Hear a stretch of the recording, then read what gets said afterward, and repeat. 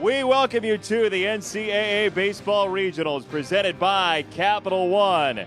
Game 6 and what could be the final game of this regional from Tallahassee. The home team has stayed alive to take on the Auburn Tigers, which are 2-0. Take a look at how we got here. Auburn with a win in the opener against UCF in the 2 versus the 3 game. Auburn got by Tennessee Tech last night. Florida State just barely beat that Golden Eagles team to knock them out in our first game today. And with rain, here we are very quickly again. Jason Benetti, College Baseball Hall of Famer Todd Walker, who enjoys the rain certainly. Of course. Florida State and Auburn in this regional final, ACC versus SEC. How about Florida State, winners of 8 of 9, but they dropped the first game in this tournament. And Auburn, the only undefeated team in this regional. Florida State has to beat Auburn twice to advance to the Super Regional. Well, Florida State's pitching has been tremendous, starting on the mound in this regional so far, dating back to Friday. Associate starting pitchers for Florida State with strikeouts. There we see Drew Parrish and now Tyler Holton striking out all these hitters in this regional. And then Cole Sands today with the strikeouts. The Heat on the outside corner.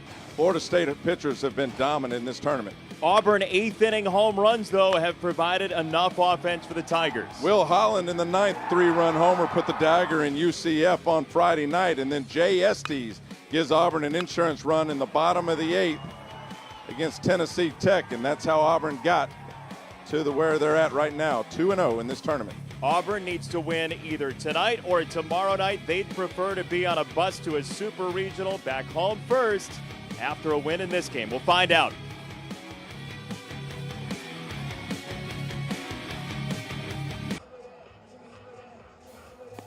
Important nighttime twin bill game number 2 for Florida State. The Seminoles just played. It was about an hour ago. The game came to an end as they beat Tennessee Tech 5-3 in the elimination game. Now the regional final between the Auburn Tigers and the Florida State Seminoles, 20 years after Auburn beat Florida State here in a Game 6 and a Game 7.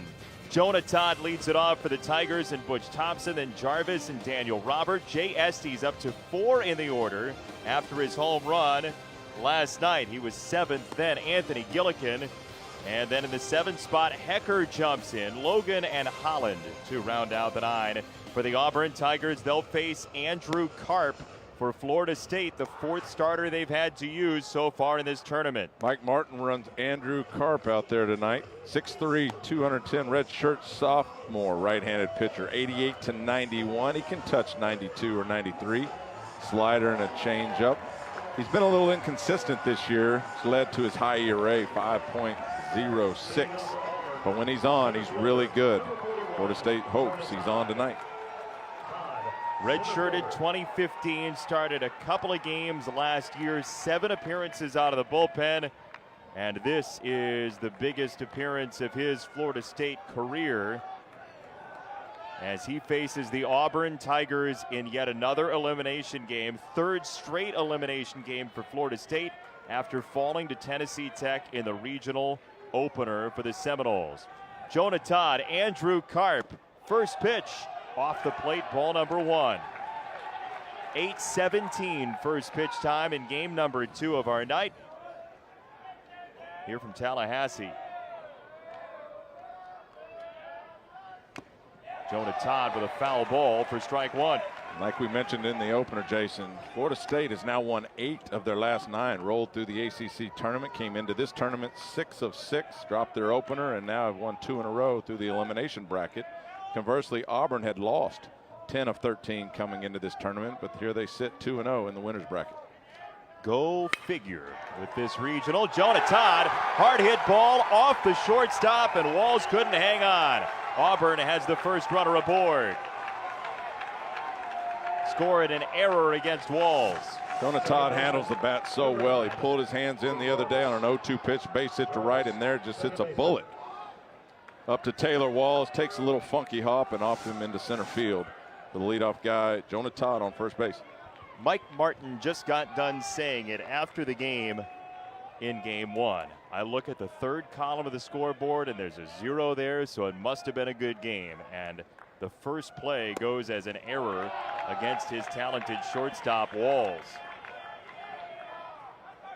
So now Jarvis showing bunt, but Luke Jarvis had a big day yesterday, a 2-run single in the 4th inning that gave Auburn part of its 3-run 4th against Tennessee Tech to send the Golden Eagles to the losers bracket to face Florida State today.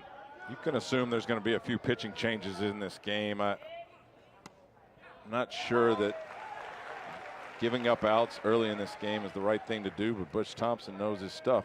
Second-year coach at Auburn. Ball and a strike on Jarvis, the San Diego junior for the Auburn Tigers. Robert to follow, then Estes, and a pick on Todd, who's 9 out of 14 in bags this year. Cal Raleigh, the catcher, behind the plate for Florida State. 33% success rate on throwing out runners. 15 for 45.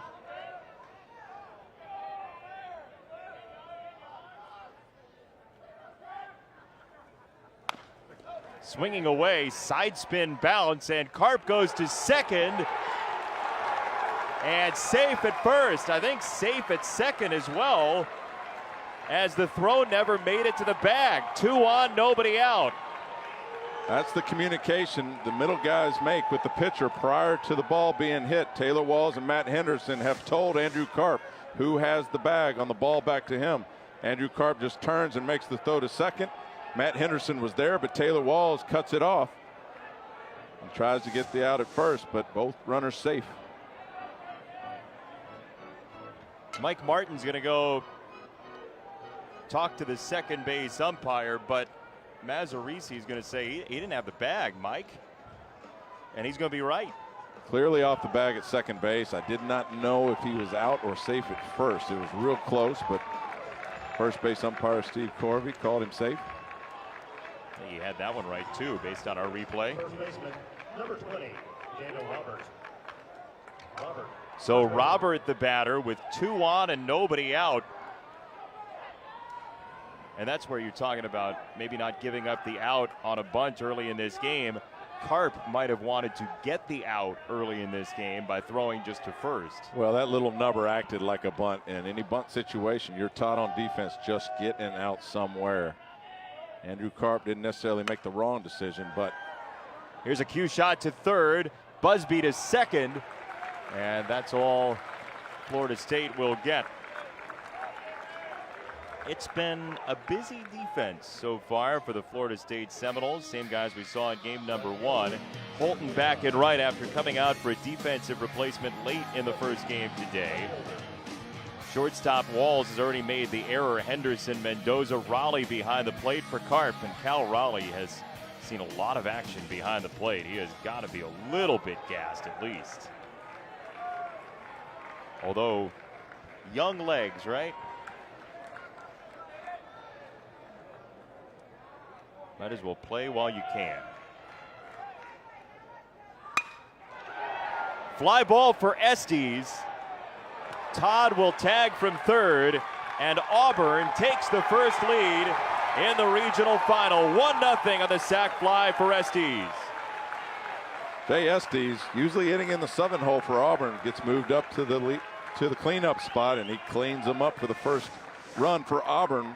Just jumps on the first pitch here and drives it out to center field.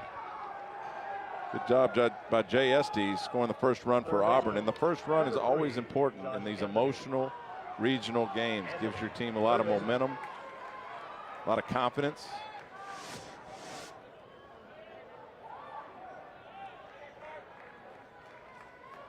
And so, Josh Anthony will bat. Estes needed only to drive the ball. He did that. And Anthony takes ball number 1 from Karp. Andrew Karp so far this year, 15 walks, 57 strikeouts in 11 starts and 15 total appearances. Go to first, save! Robert is back in time. Daniel Robert leads this Auburn Tiger offense in stolen bases, 11 for 12, only been caught once.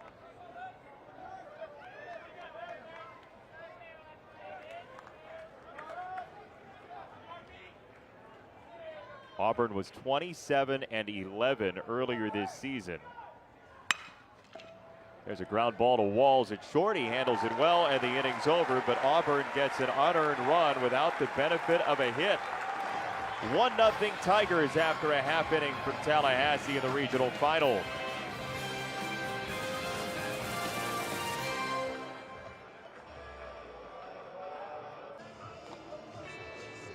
Nightfall in Tallahassee, Florida. We are in a 1-0 game with Auburn ahead of Florida State. And here's the starting lineup for the Seminoles and Mike Martin. Walls leads it off. Same lineup as you had written in your card for game 1 of the day. Busby, Luke, then Deporty, Cal Raleigh, followed by Mendoza, who tied that first game with a home run against Tennessee Tech. Henderson has been brilliant. Holton, who's a two-way player, and Flowers, who drove in 2 against Tennessee Tech. And they all will face the freshman for the Auburn Tigers, the third starter out of Montgomery, Alabama, Davis Daniel, 6'1", 179. 16th start for Davis Daniel. High ERA, 5.58, but he's got good stuff. 91-94 with his fastball, slider change. The key for Davis Daniel is to keep the ball down and low. He gets in trouble when he elevates, both with his fastball and his curveball, and you can get away with that if your stuff is plus. But for Davis Daniel, he's got to keep the ball low to be successful. One of the top pitchers in the state of Alabama coming out of high school in St. James. He misses low outside to Taylor Walls, who was 0 for 5 in the game against Tennessee Tech that sent Florida State to this regional final. 2-0. As you can tell right now, Davis Daniel trying to keep the ball low, obviously a little too low. Very difficult to hit that real small spot right there. 2-1 on Walls, the switch hitting junior. Florida State will send 6 up left-handed against Daniel. That includes Walls, who had the first inning error in this game. On the ground, up the middle, Jarvis has been electric, and he's just late. Ball bouncing away, and nice backup by Logan. It's an infield single for Walls, his 4th hit of the regional. We watched Luke Jarvis last night just make 2 incredible plays up the middle. Right there, he was shading Taylor Walls a little too far to his left to get to this ball. Had a little top spin. Still great effort by the former shortstop Luke Jarvis, who has a powerful arm, and nice play by Blake Logan to back that play up. Taylor Walls thought about going to second, but catcher Blake was there.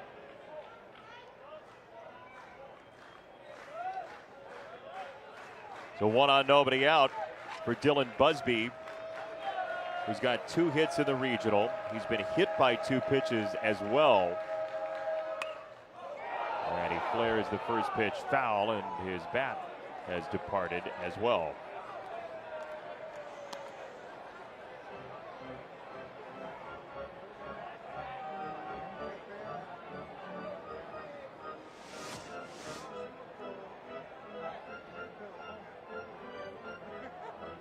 That is a bad feeling if you're a hitter, not to have a good grip on the bat. Now every time you swing the bat, you have a feeling that bat's going to come back out of your hands again. You really have to put that pine tar or that glue stick on there good enough so you can get rid of that thought and distract you at the plate. Walls at first, Busby the batter. With an Auburn win, the Tigers will go to the Super Regional to face either Texas Tech or Sam Houston State. That game is in the 4th inning. Sam Houston State would have to win 2 games against Texas Tech in Lubbock to win that regional. It's either Auburn or Florida State here. And this ball hit on the ground to Jarvis. High hop, Holland to turn, and a double play. No, they're going to say safe at second base.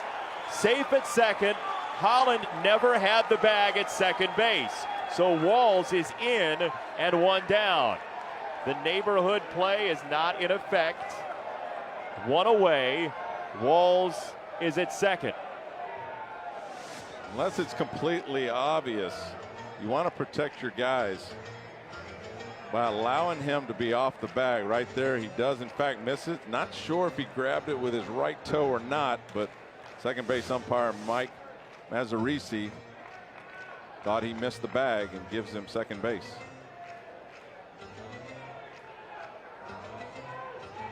So 2 plays at second now have drawn the interest of the head coaches in this regional final. Looked like he glided over the bag. Let's take it one more time. Here you see the ball hit by Dylan Busby. Luke Jarvis does a great job of staying below the ball. Nice flip to second base. And Will Holland comes across the bag. He obviously does not catch it with his left foot, but he sweeps the corner of the bag with his right and makes a good throw to first. That is a tough call if you're Auburn. Even if he missed by half an inch, I'm not sure you can make that call at second base. Luke takes a strike. Jackson Luke, who had a pair of hits in the opening game today. That's a tough call in a big spot in the first inning.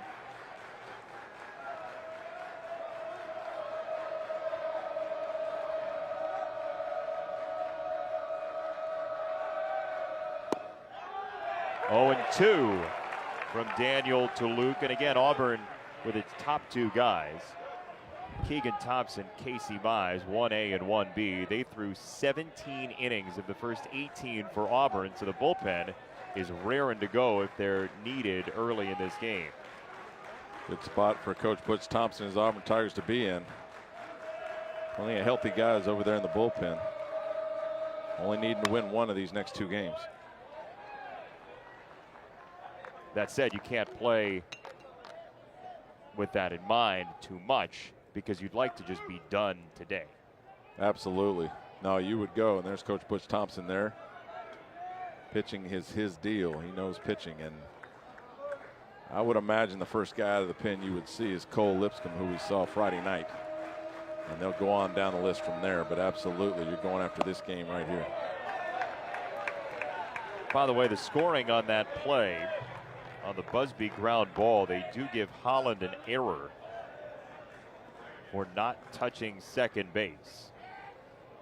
So it's a 4-6-3 out and an error 6. Run of the mill start to this game, huh? My goodness.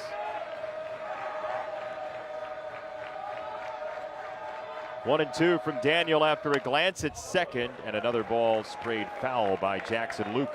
Will Holland called for the ball at second base to try to pick off Taylor Walls, and Davis Daniel had to wait for him to get back into position before delivering that pitch, but didn't distract him. Nice pitch on the outside corner to Florida State's hottest hitter, Jackson Luke.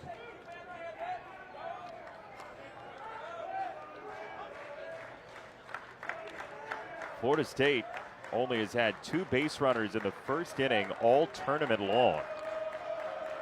Finally some energy in the first from the Seminoles, and another foul ball from Luke, but it does change the momentum in the game, doesn't it? The call at second base? Well, I'm saying the first inning, Florida State just has not had a big rally early in these games to show for it. Absolutely, and we've talked to Mike Martin about that. He said before Jackson Luke had actually hit the 3-run homer yesterday, talking about we need somebody to boost us, somebody to get us going. Auburn got a run in the top of the first. This is a good spot for Florida State to answer here in the bottom.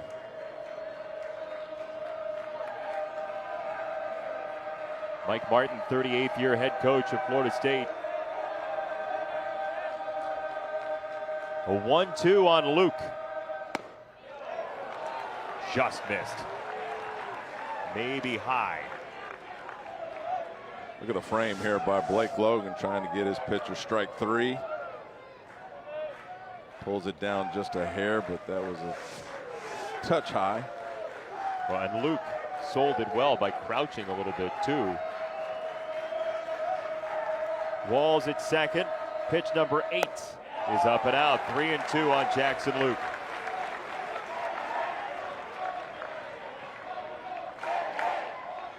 Florida State dispatched Tennessee Tech 5-3 in our first game today that was stalled by rain, 2 hours, 25 minutes.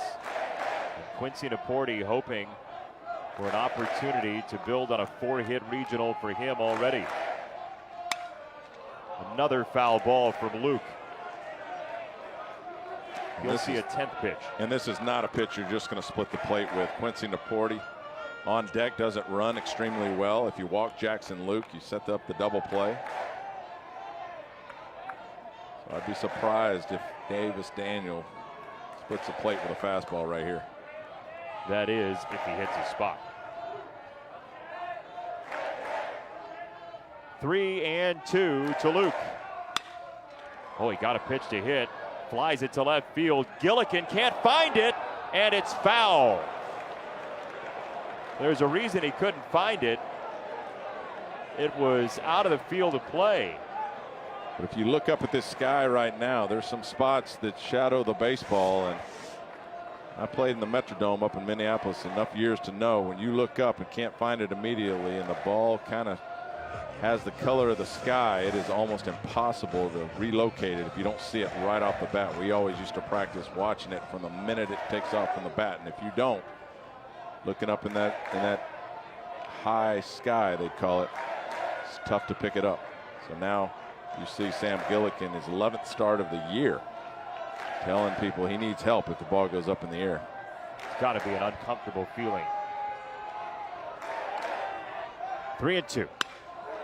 To left field, Gillikin back on it, and he's got it for out number 2. The ball found him right after the ball that he couldn't see, and Gillikin played it well to finish off Luke in the longest at bat of the regional. Here's the defense for Auburn as the sweat beads begin on Gillikin. Todd in center, Estes in right, the former infielder. Anthony Holland Jarvis, who was spectacular yesterday. Then Daniel Robert and Blake Logan, the catcher, for Davis Daniel. Will Holland took over for shortstop for the Auburn Tigers in week 7, game number 1 against Mississippi State. Moved Luke Jarvis from short to second base, moved Jay Estes from second base out to right field. Walls at second, 2 down. Quincy Naporti with a fister foul to open this at bat. And this Auburn defense is much improved from 2016. They were 14th out of 14 teams in the SEC defensively last year with 85 errors. They've cut that to 25 less this year, 6th in the SEC. Biggest improvement Coach Butch Thompson has made on this Auburn team is their defense.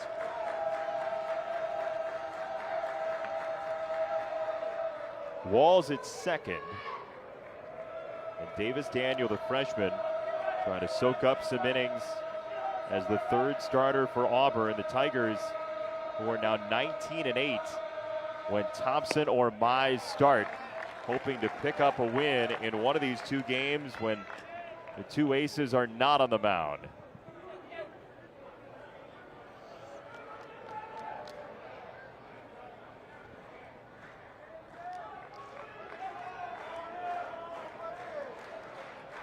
Daniel agrees with his catcher Logan.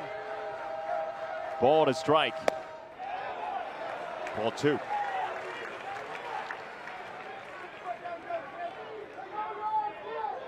Those are very good numbers for Naporti. About 125 points better on the batting average with runners in scoring position than overall this year. We've seen Naporti pop 3 balls between the 2 between the third baseman and the shortstop, and 1 over the shortstop's head to the left side for base hits.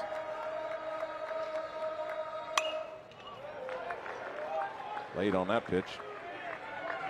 And we've also seen Naporti swing at that elevated fastball, and in 2-2. I'm sure Auburn's been paying attention to that. Quincy Naporti, 2nd team All ACC this year. All regional team last year for Florida State. Walls at second, 2 out. Pitch number 23 of the 1st inning for the freshman Davis Daniel.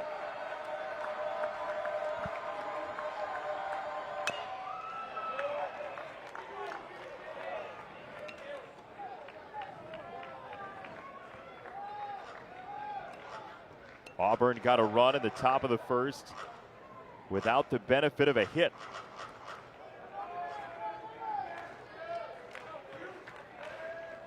Regional final, game 6 of the regional.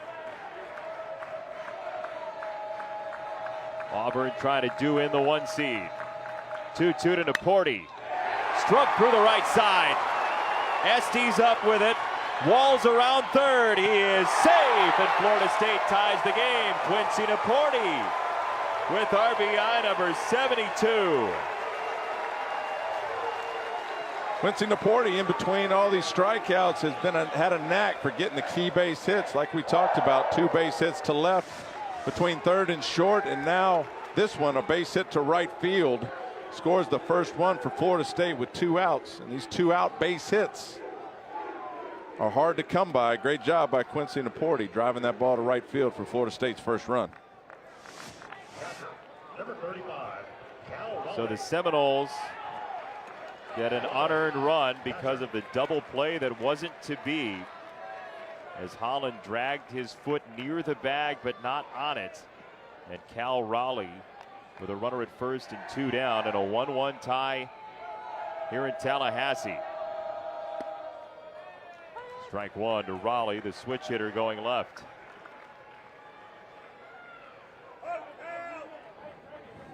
We will see as the night goes on how Florida State's sea legs are, considering they've already played 1 game today.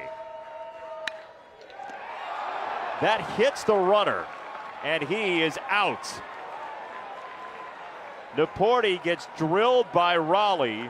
2 unearned runs in the first inning, and if this is any sign of what the game's going to be like, you better stick around. Well, good thing for Cal Raleigh. That is a base hit, but bad news for Florida State. That's the 3rd out in the first inning. 1-1 tie after 1.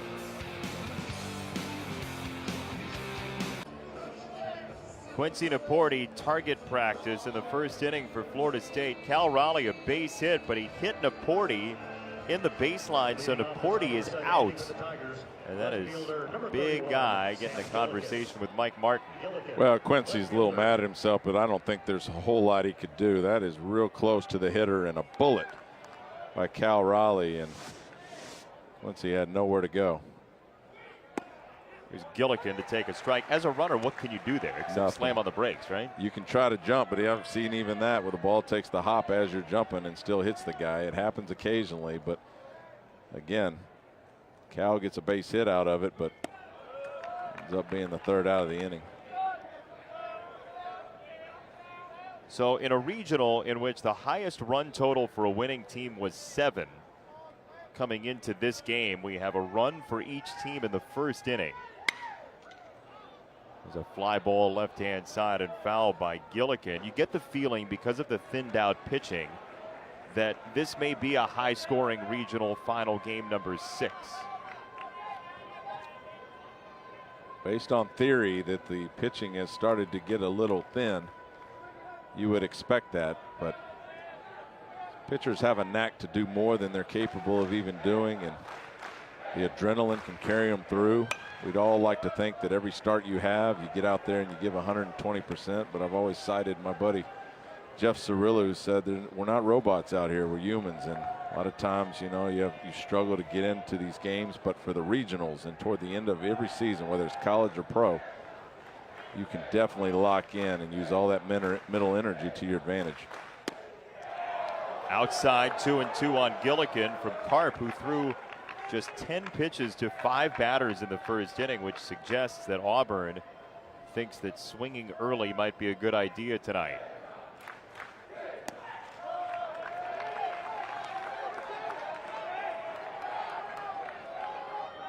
Typically, as a pitcher, and you heard Casey Mize say last night, they don't like to show their off-speed stuff the first time through the lineup. A lot of fastballs early, and Auburn knows that, and jumping on these fastballs from Karp.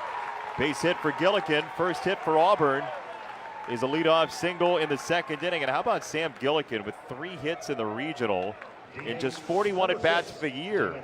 Auburn was looking for a left fielder. They put McGuffin out there for 30 starts. Jeremy Johnson's played out there for 12. Bo Decker's been out there, but right here. Gillikin with another base hit in this regional. Played very well for Auburn in these last couple games. So now, the senior out of Lake Brantley High here in Florida, Damon Hecker for Auburn, takes ball number 1. 60 at-bats this year for Hecker, 14 out of 60.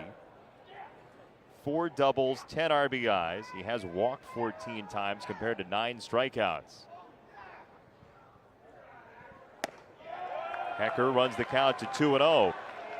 Damon Hecker can swing it. This is only his 20th start. Had a game number 62 for Auburn, but only hitting 233, but that's attributed just for the lack of at-bats. But Damon Hecker can swing it.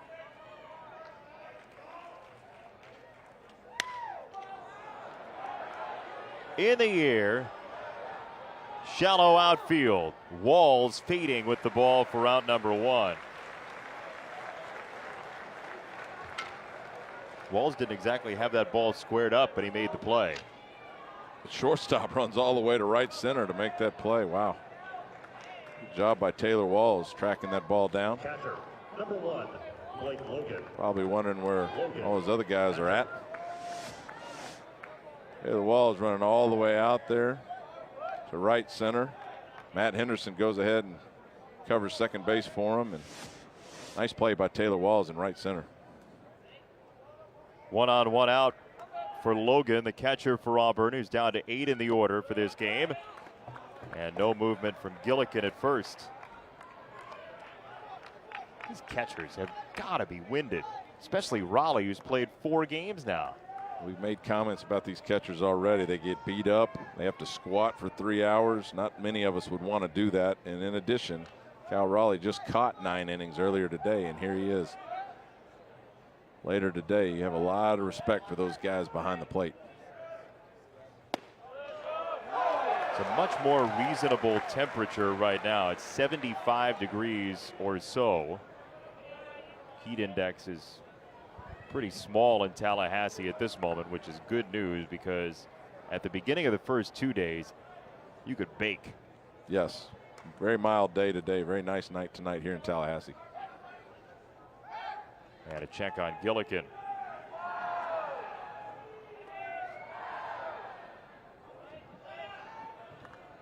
Senior catcher out of Muscle Shoals, Blake Logan, who started 98 games the last 2 seasons, primary catcher this year.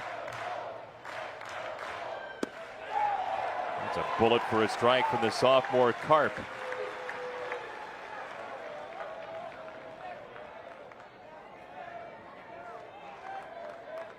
Auburn is a dangerous team for a possible super regional with the top 2 starters, Keegan Thompson and Casey Mize.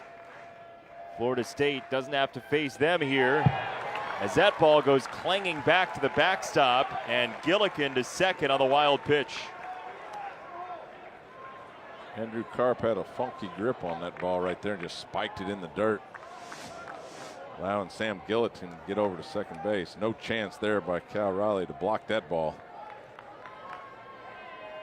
Gillikin cruises on into second. Going from island to island, Gillikin. And Logan with a 2-2 count. I've been waiting 3 games for you to say that. 2-2. That's down low, 3 balls, 2 strikes.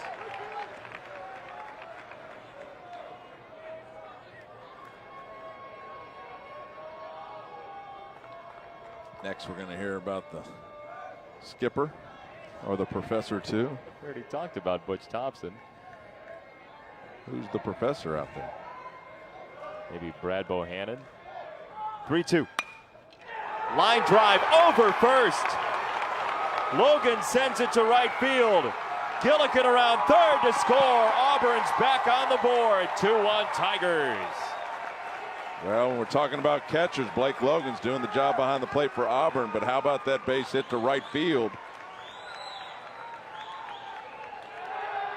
Blake Logan with a bullet to right to put Auburn ahead 2-1. Stays back on that outside pitch and drives it into right field. just over the leap of the tall Drew Mendoza. Tyler Holton gets the ball back in, but the second run for Auburn across the plate with Will Holland, the 9-hole hitter, up. Will Holland's been hot. Big home run for Auburn in game number 1 of this regional. Holland in the 8th inning with 1 out against UCF. 3-run homer turned a 4-1 game into a 7-1 game. Then UCF scored 3 times in the last 2 innings to close the gap, so that was a huge hit for the Auburn Tigers.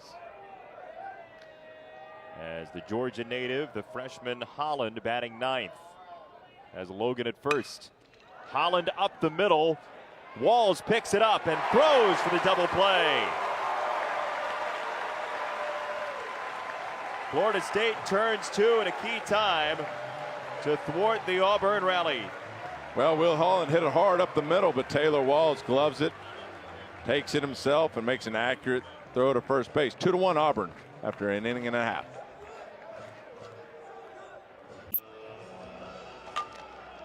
Back to the former home of Buster Posey, J.D. Drew, among others. Florida State University, the Seminoles trailing Auburn 2-1. Former college of Frank Thomas, Bo Jackson, David Ross, Tim Hudson, among others. Storied programs getting together in a regional final. Florida State needs to win this game and then win what would then be a forced game 7 tomorrow to get to the Super Regional. And the winner of this region faces the winner of the Lubbock Regional. Mendoza stabs a bunt in the air and fouls it away. How about Drew Mendoza after hitting a bomb to right field earlier today? Squares around a bunt to try to get on base. Drew was the top-rated high school player in the country that actually ended up going to college. #1 overall shortstop from Mineola, Florida. He's playing first base for the Seminoles this year as a freshman, but they like him on the left side of the infield. He rolls this one through the right side, base hit to the right of second base. Mendoza with his 4th hit of the regional. All those batted balls that found gloves for both of these teams are now finding grass. Well, and another reason I don't really love the shift right here. Luke Jarvis is shaded to his left and in the grass, and Drew Mendoza hits it where we saw Luke Jarvis made a couple of nice plays last night. You never know where those hitters are going to hit the ball, and it all is dictated on where the pitch is, and just assume everybody play normal. Henderson has been rather abnormal for Florida State. He has reached base 9 straight times. If you include the reached on error in yesterday's game, which he was on base. Well, we talked about him earlier. He just sees the ball quicker than everybody else out of the pitcher's hand. Watch when he takes on balls, he doesn't even flinch. Except right there, he's trying to bunt. But typically when Matt Henderson takes a pitch, he's already determined if it's a ball or a strike right out of the pitcher's hand.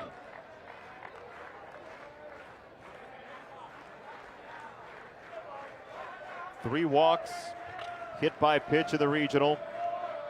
Mendoza at first, and that's a strike called. He turned away, cocked his head as if to say, I don't know.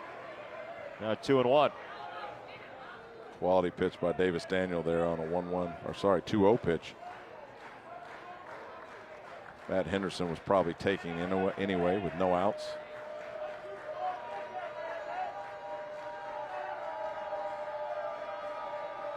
Two 2-1. 2 balls and 2 strikes. Well, for Auburn, we told you about Thompson and Mize, but the bullpen has only been used for 1 inning. And that was Cole Lipscomb. That was that's their save leader. So you're right. They haven't used anybody out of the pen, which is an advantage for Auburn for sure.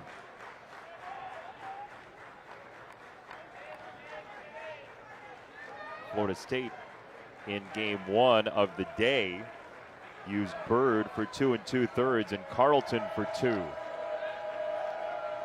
2-2 pitch.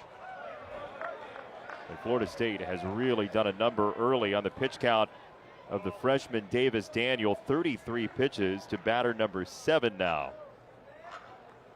Talking about Auburn's bullpen, they got Gabe Clovis sits down there. Ryan Watson with 21 appearances. Andrew Mitchell. Corey Herndon. They've got plenty of guys down there. Plenty of arms left for Auburn. 2-2. Outside, 3 balls and 2 strikes. When in this game do you think Florida State would start to feel the effects of playing a first game? Well, it would probably be later in this game, of course, but Andrew Karp's doing a good job of getting Auburn. Although he's given up 2 runs, he's getting out of innings fairly quickly. As this game drags on, if Andrew Karp would start walking people or they start kicking the ball around, that's when they'd feel the effects of already having played a 9-inning game. Third base side, and Anthony couldn't get there, though he gave it a game effort. Tough play for Josh Anthony, but I've seen that guy make some great plays at third base. Junior college transfer. Had obscene offensive numbers in junior college, did Josh Anthony over the last couple of years. He's trying to find the fence. Had an outside chance of making that play, but once he looked down to find the fence, he lost track of the ball. Mendoza at first, 3-2. That's ball 4. Henderson's on a 10th time in a row, and Florida State has 2 aboard for Holton. Matt Henderson on base for the 10th time in a row. Again, Matt Henderson has a great idea of the strike zone. Doing a great job for Florida State at the bottom of this order. Senior switch hitter. He's on. Mendoza ahead of him. And now Holton, the two-way player, who's still hitless in the regional, but threw a complete game yesterday. So he's done his work. Maybe a bunt here.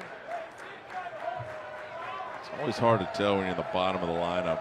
Usually don't bunt to get to your 9-hole guy, but J.C. Flowers has been swinging the bat pretty well, and Tyler Holton pitched a complete game yesterday, so he can do just about anything you ask him to do. He does show bunt to foul it away, strike 1.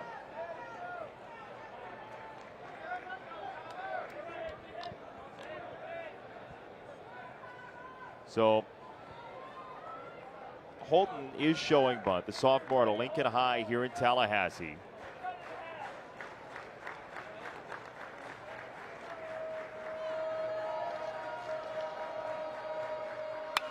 Now he swings away, it's 0-2.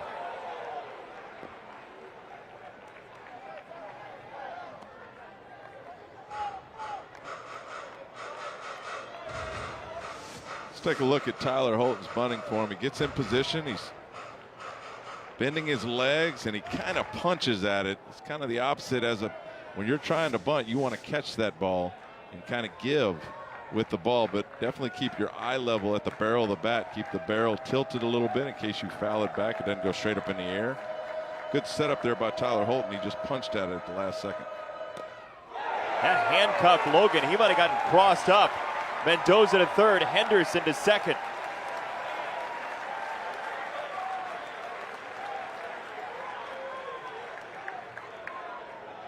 I don't know, they were on the same page with the signal there, Todd. That was definitely a cross up right there.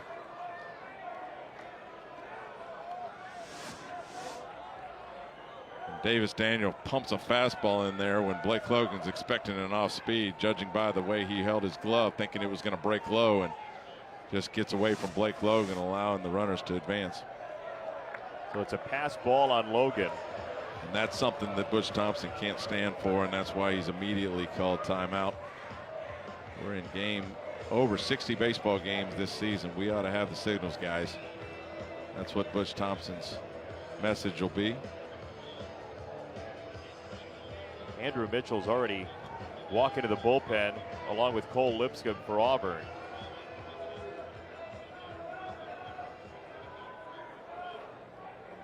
Butch Thompson, second-year head coach for Auburn. He has effected quite the change for the Auburn Tigers into a regional after missing the postseason last year. They were 23-33 last season. They've already won 37 games this year. They're undefeated in this regional. And they lead 2-1 here in the second inning. Let's take a look again and see if we can see if Blake Logan's calling a curveball here. You see fastball call on a 1. That's a shake, then a 2. We don't know the signs from Auburn, but we saw a slider pitch and a curveball. But the reaction by Blake Logan is what I'm seeing. Wanting it low and thinking he's going to have to catch a curveball. He turns his glove over and the fastball just gets right by him. Yeah, when he put the glove down on the dirt is the signal that you're saying. Keep it low. That he thought it was going to be a curveball. That's right. And on an 0-2 pitch, you don't want to split the plate with it. Get it in the dirt. Blake Logan was prepared to block that baseball. And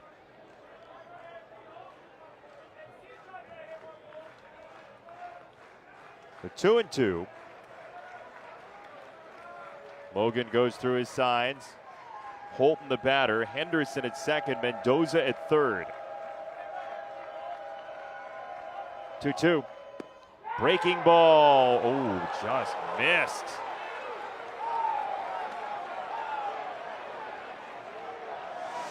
that's definitely a pitch Davis Daniel wants. Right on the outside corner. Comes back again. Keep in mind the camera angle. If you were to put it right behind the pitcher, the ball would actually be a little more outside than it looks. So he probably missed the outside corner of the plate. Great take there by Tyler Holton. All weekend, though, we've seen that go as a strike. Different umpire behind the plate, though.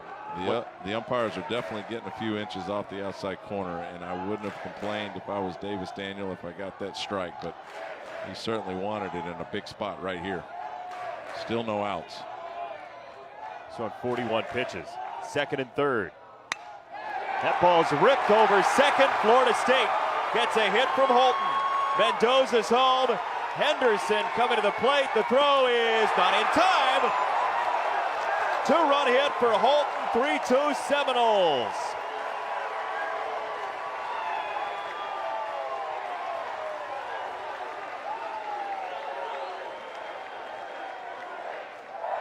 I'm starting to believe, Jason, that Tyler Holton is Superman. We watched him pitch a gem of a baseball game yesterday, and here he is in a big spot for his team, drilling a single to right center field, scoring 2 for Florida State, put him up at 1. Will Holland with the cut and the bullet to home plate, but not in time. And Florida State takes the 3-2 lead.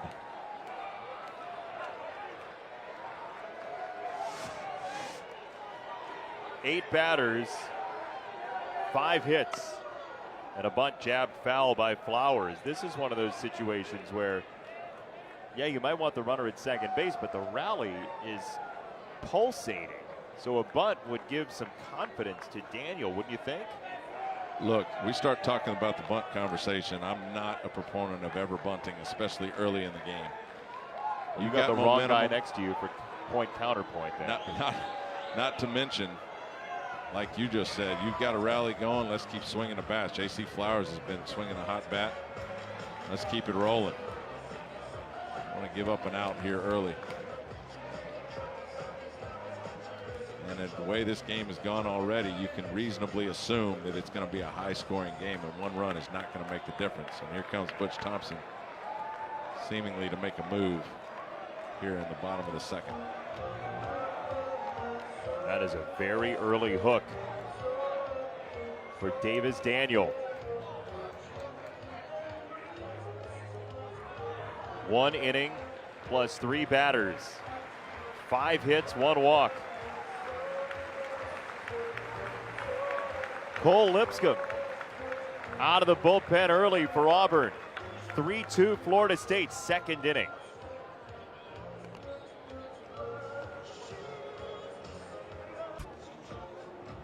Auburn's advantage coming into this game was both being 2-0 and having a little used bullpen, but they go into the relievers early with Cole Lipscomb here in the second inning, nobody out. Cole Lipscomb, good year. Only 11 walks and 47 in the third. 3.42. He is Auburn's go-to guy to the pen. Typically, though, it's in the 8th and 9th. Here he is in the second inning. I guess we could all assume that Coach Butch Thompson's going to want Cole Lipscomb to go a little while longer than he's used to in this game. And the question, too, is With 42 pitches, the ledger for Davis Daniel. Is Butch Thompson going to make him available for a possible Game 7 tomorrow? And that's a good thought, and probably why he cut him a little early. He threw, what, 46 pitches in this game, and Cole Lipscomb isn't going to light the world on fire. He's 86 to 90, fastball slider change. A lot of off speed coming from this big body Cole Lipscomb. Slider is his best pitch. So Holton knocks out Daniel with the 2-run single eventually, though we did see a first pitch to Flowers that was bunted foul. See if Flowers still has the bunt in mind. He does. And he jabs it down back to the mound. Lipscomb to second. No out there. Everybody's safe.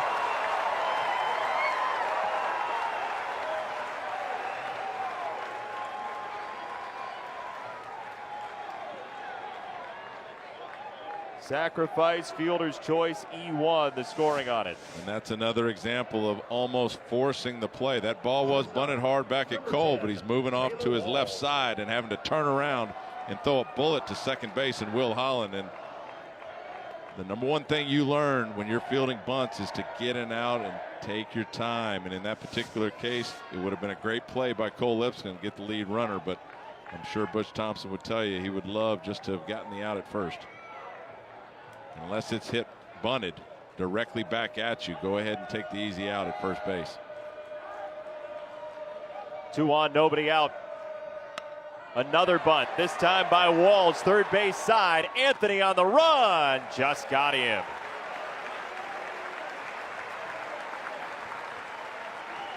Excellent job there by Josh Anthony. His job is to stay at home because there's a runner at second. That's Cole Lipscomb's bunt responsibility. But when he sees that Cole's not going to be able to get it, Josh Anthony comes in and makes the play. And great job by Josh reacting to that baseball. Jarvis found that bag late, too. A hard thing to do if you're a second baseman as well, because you're in double play depth and you're closer to second base than you are to first. And when you see that hitter square around, you've got to sprint from almost the second base bag all the way to the first base bag. A long run for Luke Jarvis to make that play. Second and third, 1 out for Busby. And Florida State is willing to swing against Lipscomb early. They were taking quite a few pitches against Davis Daniel.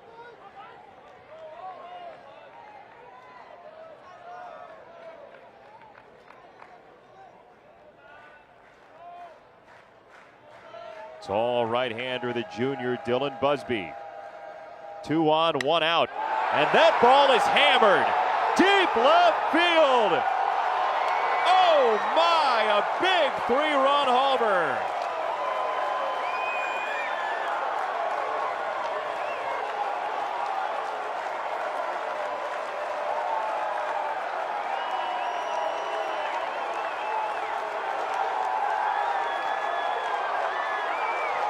The book on Cole Lipscomb is a lot of sliders, and Dylan Busby knows that. Cole Lipscomb's supposed to hit the outside corner, but he leaves it out over the middle of the plate, and Dylan Busby crushes that ball to left field over the scoreboard. And loved what he just did because he didn't move. Watch Dylan Busby power that ball out to left field and just stand and watch. That ball was hammered to left field for the 6-2 lead, Florida State. That ball has its own parking space here in Tallahassee.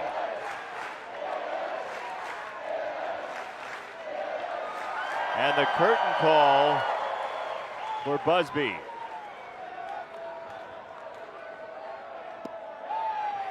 So Auburn with 2 of the best pitchers in the country to get him here.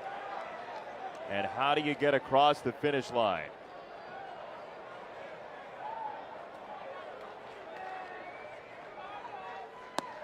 Ball 3 to Jackson Luke.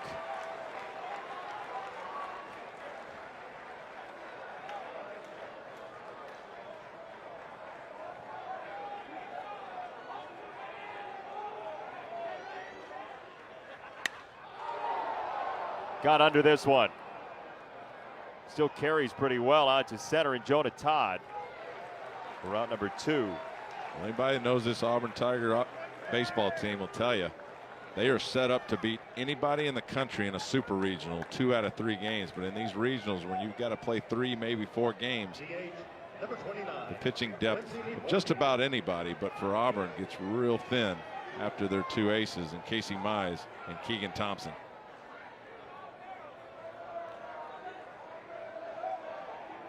Two down, bases empty. Quincy Naporti, the batter.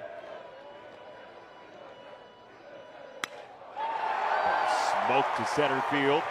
Florida State, with all the offensive potholes that we've seen in this regional so far, has thwacked the ball all over the yard the first 2 innings tonight.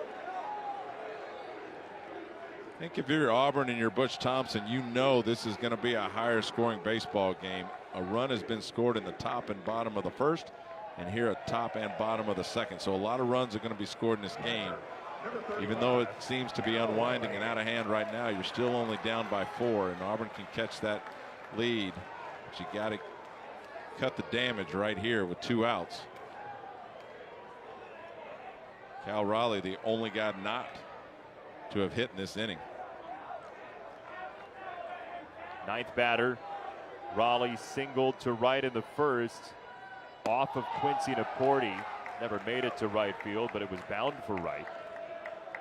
That ended the inning. So, you know, Auburn's got 5 outs in this game. One was a sacrifice bunt, and one was a ball that pelted a Florida State base runner. And this is the type of stuff that can happen. Going back to the bunt, back to Cole Lipscomb. Not that he made the wrong decision, but he made a bad throw just based on the fact that he was leaning to his left. And when you don't get outs on bunts, it unravels on you real quick.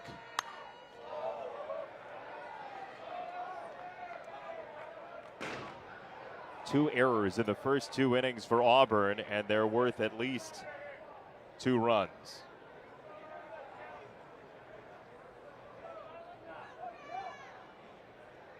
Remember the 1 error on the double play possibility in the first inning, hit by Dylan Busby. Holland wasn't given the out at second. And there's strike 3. Lipscomb goes off speed to take down Raleigh, but Florida State picks up 5 runs in the inning. 6-2 at the end of 2. Dylan Busby with the bomb to left field for Florida State, giving this whole stadium new life. 6-2 Florida State after 2.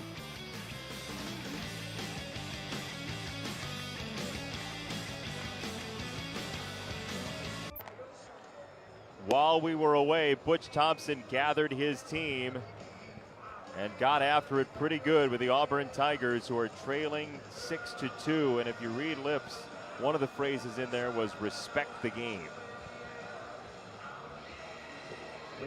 Second-year head coach wants it badly to get to the Super Regional round.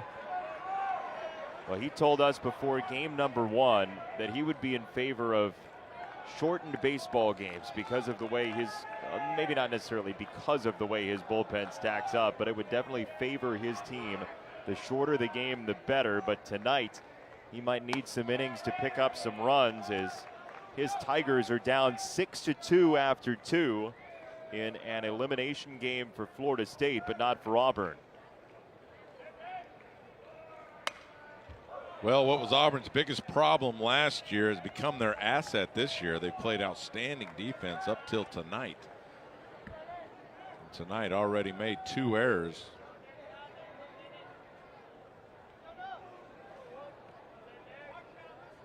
Todd reached on the error by Walls for Florida State in the first. And now Karp can breathe a little bit too. He was down early in this game. Both 1-0 and 2-1. We'll see how much of a strike thrower he can be up for. Down the left field line, an arching foul from Jonah Todd, 2-2. Well, and I'm sure as you saw the meeting with Butch Thompson, even though there were a few choice words in there and he was pretty hot, part of the conversation is, look guys, it's only the 3rd inning. We've got a long way to go and we can score runs. So stay in it. regroup. And they've got the top of the lineup here with Jonah Todd, one of the best hitters in the country. Slashed it foul. Bunch of one seeds, by the way, Todd, are in action right now, and a couple are in trouble. Bethune-Cookman's leading Florida 3-2 in the 8th inning in that regional final game. Bethune-Cookman trying to push it to a game 7.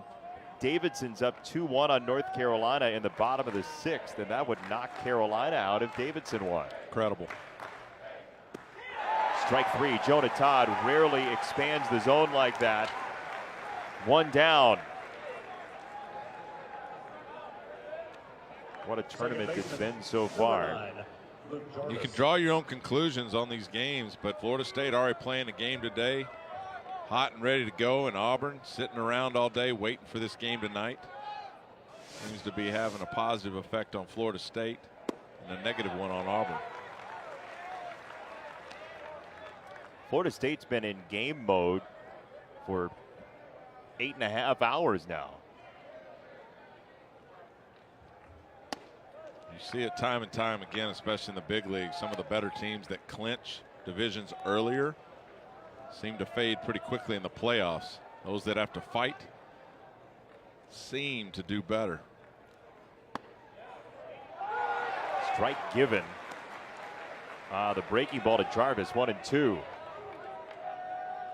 Other one seeds playing right now include Kentucky in its own regional, up 4-3 on NC State, and Louisville's trailing Xavier 4-3 in the 6th. As you see, scroll along. Karp with a very quick inning to hand out number 2 to Auburn. Back-to-back strikeouts.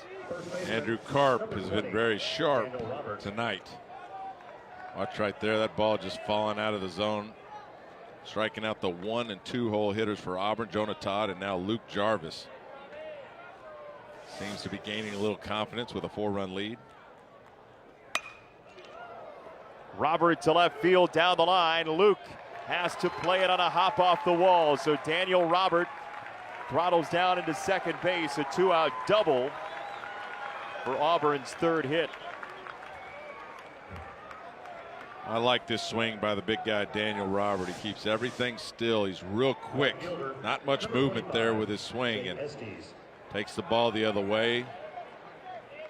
It's a 2-out double for Auburn. 11th double of the year for Robert. And Auburn trying to chip away with Estes now at the plate after his sacrifice fly in the 1st inning. If you're Auburn, at the very least, you'd like to force Florida State deeper into the bullpen. If you're going to have to play a game 7 tomorrow, exhaust some of those arms as well.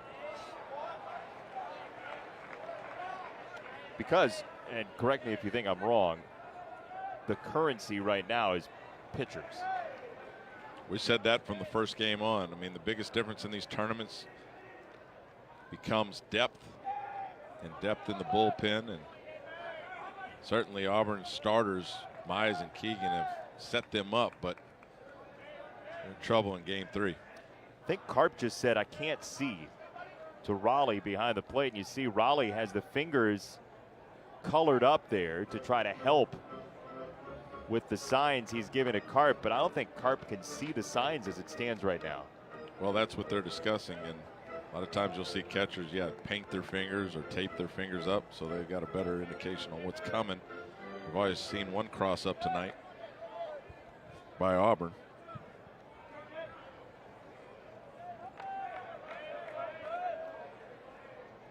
He knows what he's going to throw after the discussion. And 1-1 on Estes.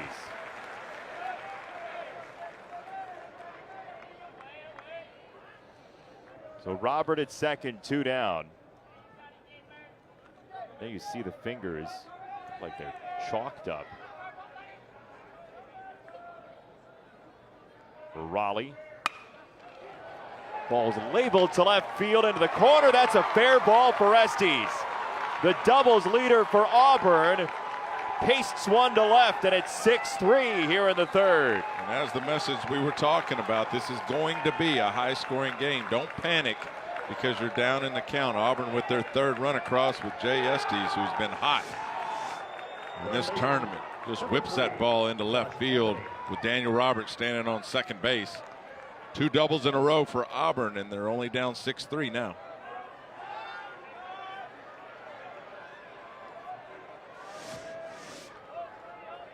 So Jay Estes, who's now 5 for 6 in the regional, stands at second, and Anthony the batter to take a breaking ball 1. You better be careful with Josh Anthony. The numbers don't show it, but the last 2 years in junior college, he was ridiculous. One of the best junior college hitters in the country.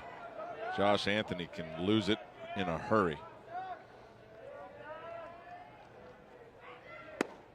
Outside 2-0.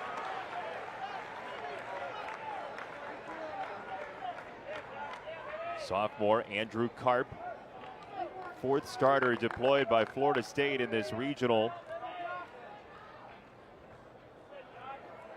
It would take a 5th game for Florida State tomorrow to win it. Anthony hits it to right center field. Flowers is there for out number 3. Thought for a moment he never found it. He did, and Auburn is short-circuited after the RBI double from Estes. 6-3 after 2.5.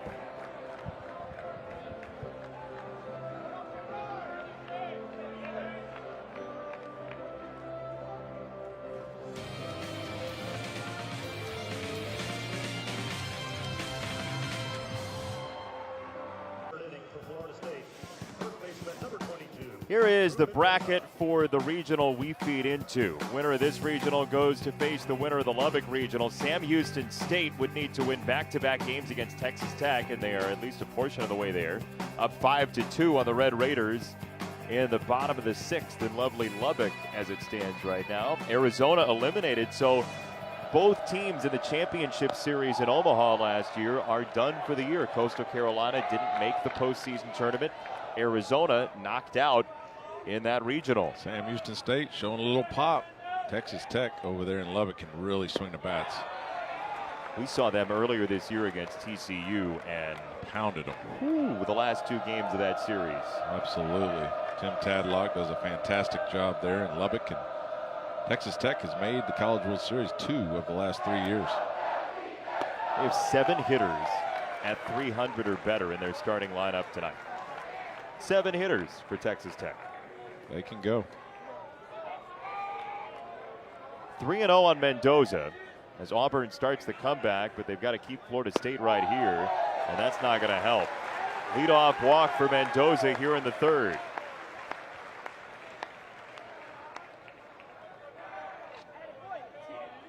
Second baseman, number 24, Matt Henderson. Texas Tech had Ryan Shedder starting this game against Sam Houston State. He went just 3 1/3, so Tim Tadlock has gone into the bullpen early in Lubbock, trying to stave off a win-or-go-home game 7 tomorrow. Henderson's been on base 10 straight times. And Logan's going to go talk to Lipscomb, who's thrown 5 straight out of the zone after striking out Raleigh to end the 2nd inning. Yeah, as a coach, whether you're a pitching coach or a head coach, you don't mind the other team beating you, but don't walk them around the bases. Don't give them free passes. And right here, Cole Lipscomb has struggled to find the zone. There's a strike into Henderson. By the way, other 1 seeds tonight, you may see the scores scrolling around. Davidson trying to knock North Carolina out, up 2-1 in the 7th. Kentucky out of the SEC has had to fight and scratch in that regional, but leading NC State 6-3 in the 6th. And Auburn's pitchers, after Thompson and Mize were laser sharp in the first 2 games for 17 innings, have not been consistent so far tonight. There's nobody in the country who would want to face Auburn in a super regional, the best 2 out of 3. But in these regionals, you have to win 3 games to win the tournament. A lot of teams get really thin after their first starter and second, but in Auburn's case, they're one of the best in the country with those two guys on the hill. Which, by the way, shows exactly how amazing it was what Tennessee Tech did in this regional. They hung around for 3 full games to the final bell. And UCF, the UCF Knights, Coach Greg Lovelady, they had some outstanding arms. Great baseball team. Just drew Tyler Holton and Drew Keegan Thompson. Those are 2 bad draws for anybody. Strike 3, Henderson wiped away by Lipscomb. For the first time in 11 trips to the plate that Henderson makes an out. Right fielder, number 14, Tyler Holton. Big strikeout for Cole Lipscomb here. Just a fastball low and in. Caught Matt Henderson looking for that slider and just blows it right by him. Saw Matt Henderson kind of fall off and stay a little unbalanced on that last swing, which is uncharacteristic of him. Holton, strike 1. Florida State Seminoles, winners of the ACC tournament, and almost, maybe most impressively, is how much energy the fans still have after sitting through a rain delay of 2.5 hours, and they're back in full throat for game number 2. And you can hear them rain the booze down on that strike call. The Seminole fans are loving life right now, hoping they can force Auburn into a game 7 as the Tigers did force a final game 20 years ago on this field. 2-strike pop up for Holton, and Jarvis makes the catch for out number 2.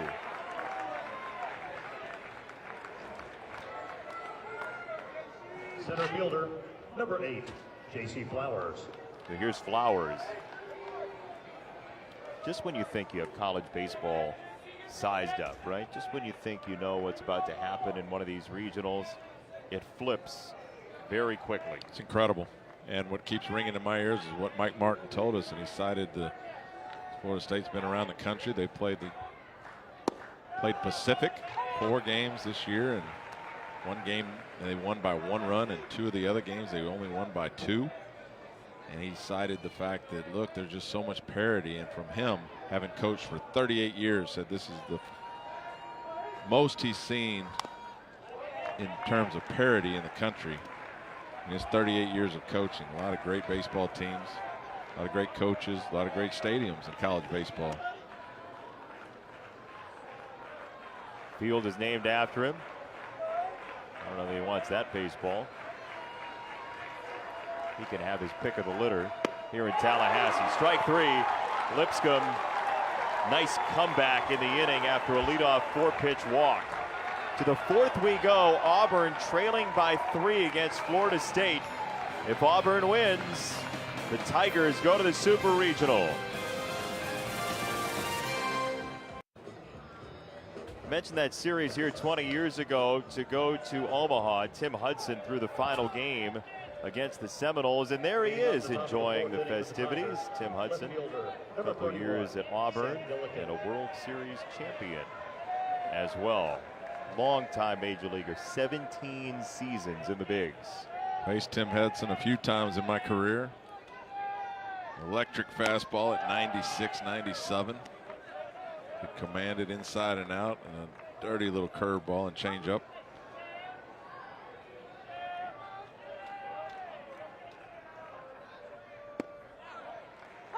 Ball to strike on Gillikin, who singled and scored in the 2nd inning. Todd Walker, I'm seeing 9 for 24 against Tim Hudson. Is there a home run in there somewhere? There is a home run in there somewhere, yeah. ALDS Game 1 out in Oakland, playing with the Red Sox. By the way, you knew the answer to that question. Is there a home run in there somewhere? 2 balls. Very proud of him. Very proud of any time he took a guy deep that was that good. By the way, my good buddy Scott Sullivan is here today as well. Former Auburn pitcher, pitched for Cincinnati. We were teammates with the Cincinnati Reds. Signed winding Scott Sullivan. Star power here in Tallahassee. And then Jason Benetti. Got them all here tonight. Thanks, Todd. 3-2 on Gillikin. Tipped foul. Raleigh couldn't hang on.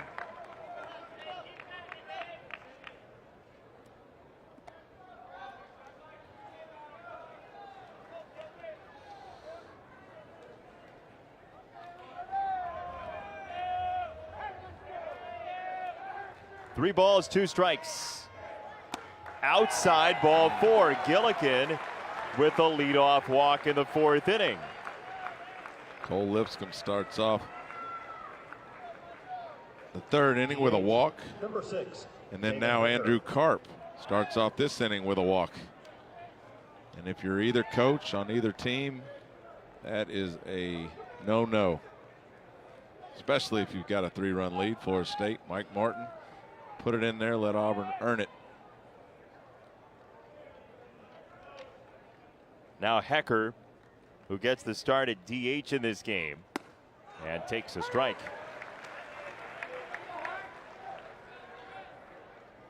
A lot of time left in this game for the Auburn Tigers.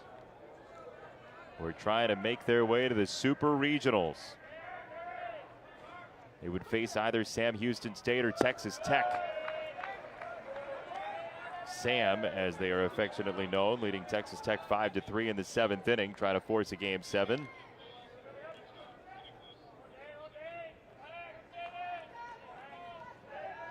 Florida State's bullpen has started to get loose. Jim Voiles, senior right-hander, tuning up.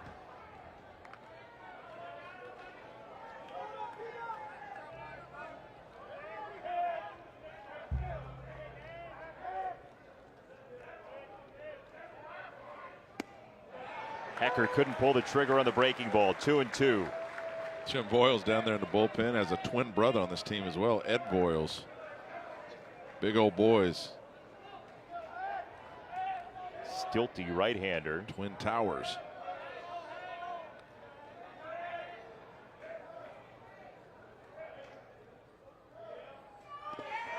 In the dirt and throw to second base. They've got him. Gillikin didn't read it well. Raleigh recovered and apprehended him one away. That is a dagger if you're an Auburn Tiger fan. Down by 3. Sam Gillikin takes off on the ball in the dirt, but what a job by Cal Raleigh to scoop out in front. Didn't even lose the ball. It was in his glove and just throws a perfect strike there to Taylor Walls. You know, Todd, I think it was behind the shoe of the batter. I don't think Gillikin ever saw that. Never saw it. And if you're a runner in Gillikin's defense, we were always taught if you see ball in the dirt, you take off. A lot of managers like doing that because it's too difficult for that catcher to get his whereabouts and throw a perfect strike. But right there, Cal Raleigh knew exactly where he was going and gunned him out by 5 feet.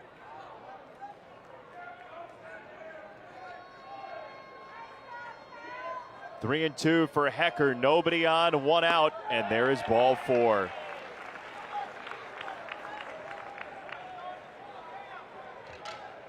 Two walks in this inning by Andrew Karp.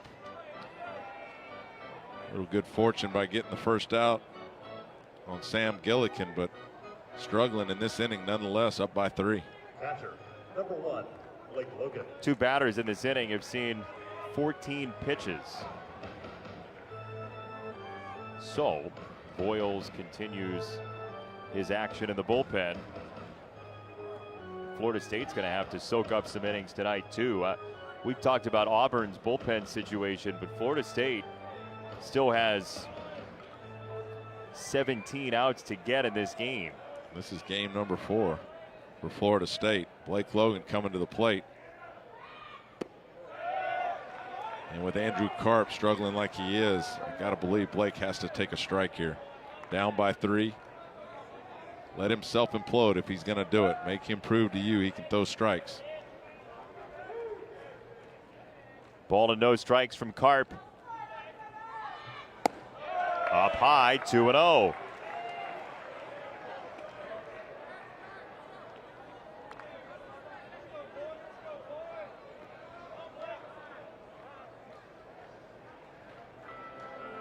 Well, the Auburn Tigers this year, 265 walks. That was in the top half of the SEC in terms of walks by batters, fourth most in the conference, so they can be patient.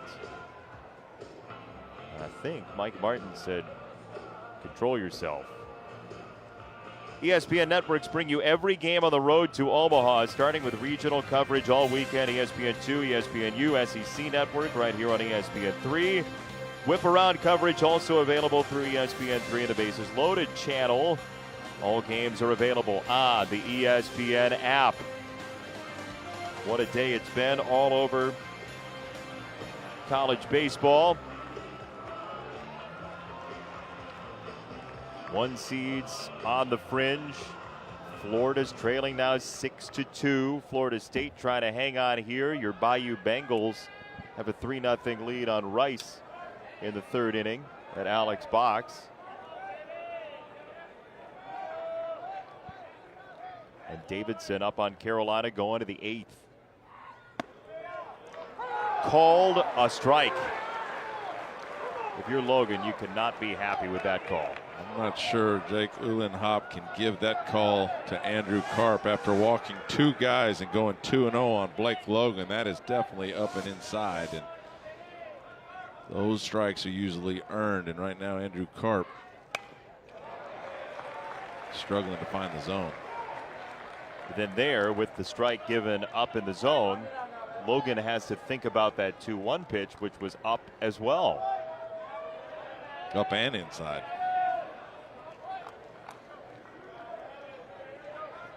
Two balls, two strikes on Logan.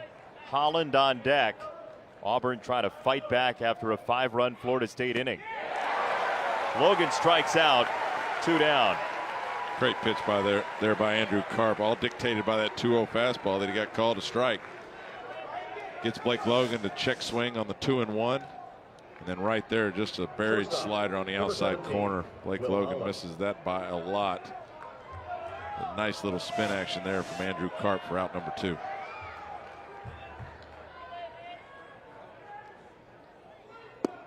Ball 1 on Holland.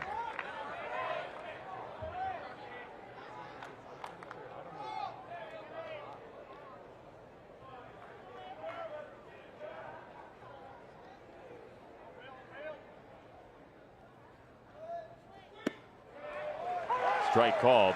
And if you're thinking about just the volume of umpires you have to have for a regional setup like this, there's 16 regionals across the country, 7 umpires at each site, so you can have alternates. That's 112 umpires doing the job around the country as it stands right now.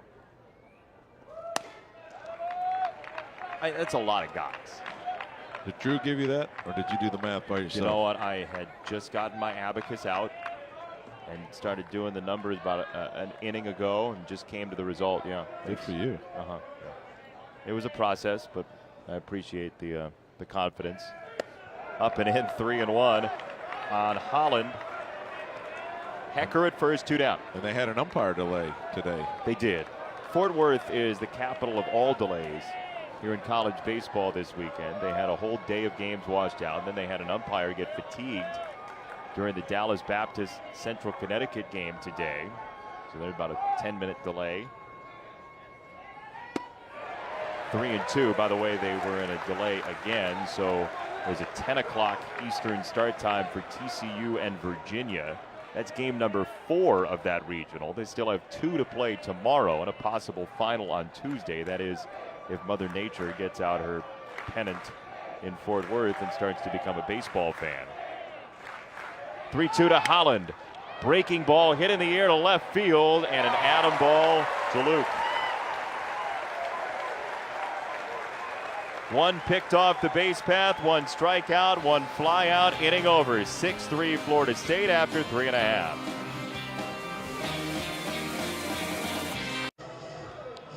Welcome back to the NCAA Baseball Regionals presented by Capital One. Nightfall in Tallahassee. A schedule that's been pushed back a little bit by a 2-hour, 25-minute rain delay. We were roughly an hour 10 late for game number 2 of the day, featuring These two teams, the Auburn Tigers, who win and they're into the Super Regional, and the Florida State Seminoles, who need to win to force a Game 7 tomorrow. How about Bethune-Cookman up 6-2 down in Gainesville against Florida? 9th inning. Wow. Bethune knocked out USF earlier today. Hit in the air first base side. Daniel Robert, the big first baseman for Auburn, who may need some bleach after the day. Is out number 1. Yep. Detergent City. Third baseman. One down, but 28. Dylan Busby, Dylan Busby. who last time up just crushed a ball. Dylan Busby got every bit of that slider from Cole Lipscomb. Again, the scouting report is Cole Lipscomb's going to throw a lot of sliders, and Dylan Busby sat on it right there.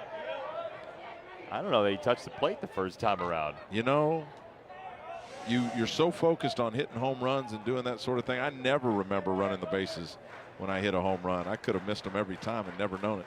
Is that right? Oh, yeah, you're in such a different thought process and state of mind that you're not physically thinking about touching each base, but you've done it so many times, I guess that takes over. But I never remember touching any of the bags when I would hit one out. Note to anybody playing against Todd Walker in a Legends game, appeal. No, I'm pretty sure I caught him, and I never got called out on any of them. Thank goodness. That would have been, other than getting one taken away by an outfielder jumping over the fence, that would have been disastrous. You saying you got robbed of a home run or two? No, I never did. Oh, you never did. Okay. And I hit a lot of wall scrapers, so I'm surprised that never happened to me. Ball and a strike on Busby. Nice off-speed pitch from Lipscomb, 1-2. Good movement down there. Great action by Cole Lipscomb. That's why that's his best pitch. Looks like a fastball and just spins low.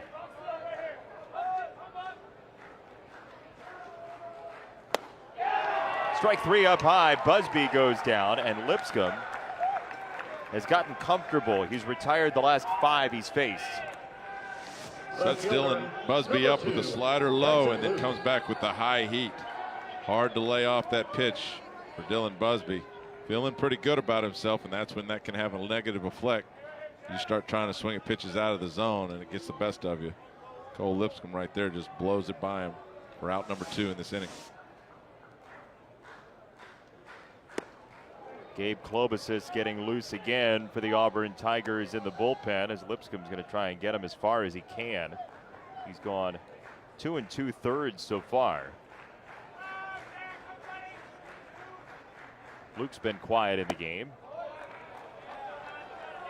after a 2-hit affair against Tennessee Tech to send the Golden Eagles home to Tennessee.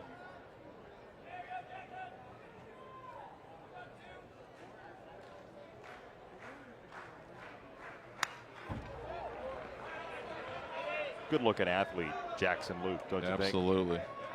MVP of the ACC tournament last week, behind on that 2-0 fastball.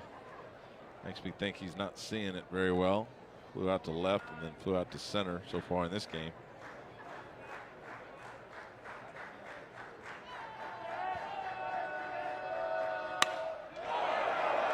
Luke in the air to right field, but playable for Estes. And that will do it. So after the leadoff walk in the 3rd, Lipscomb has gone through the next 6 in order of the Florida State Seminoles. 6-3 after 4.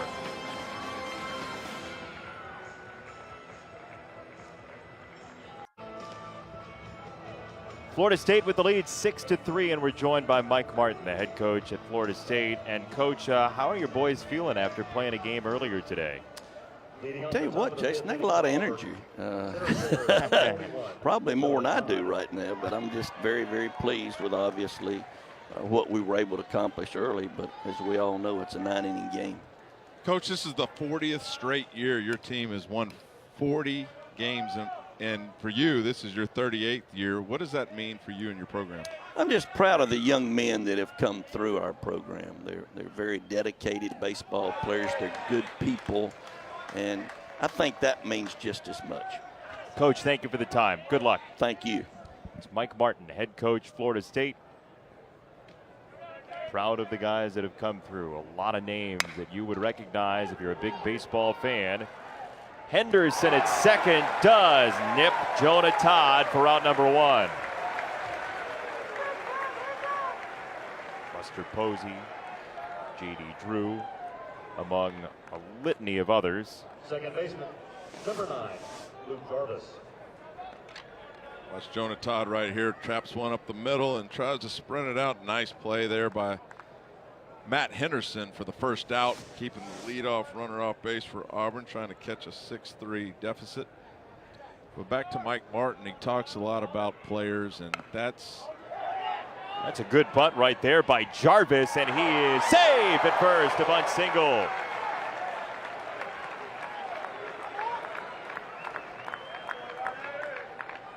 That tells me that, you know, most coaches, if not all coaches, would tell you it's nice to have the wins and the stats, but, you know, First baseman, the run number he has 20, had here in his Daniel 38th Auburn. year, Mike Martin, has been incredible, but it's all about the players and it's all about the kids that he's gotten to coach over the years. Waiting by the phone, hoping not to use it. Baseball providing landline phones an opportunity to get used for years and years and years.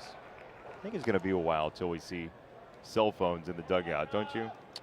I'm not sure if you ever will, but this game is all about tradition, and they've had a hard enough time just inputting the instant replay. Jarvis at first, Robert the batter. Ball's hit hard to right field, but caught by Holton for out number 2. We saw Will Holland in the last inning smoke one to left field, and here with the man on first, Daniel Roberts smokes it to right. A lot of this game is dependent on good fortune, and so far Auburn hasn't had much. A couple of stung baseballs. And here is Jay Estes, who has been outstanding in this regional. He's 5 for 6. He's scored 4 runs. He's driven in 4.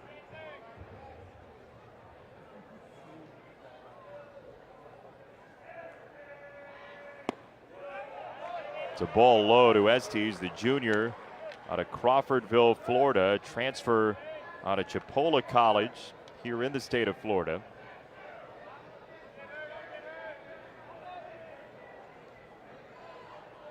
One of 3 J names in the family. He has brothers Jacob and Jace. He is just Jay himself, J-A-Y.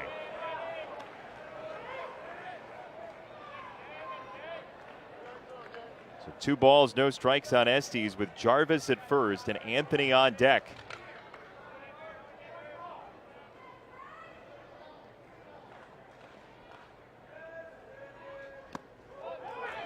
Ball 3, and now they've got Jarvis caught up. Jarvis dodged the tag. Jarvis is in. You know, the baseline's only created when the tag effort is made. Jarvis was in close enough range that he was deemed to be safe, and Mike Martin is going out of the dugout to argue with the umpires. He's just trying to figure out which one he needs to yell at.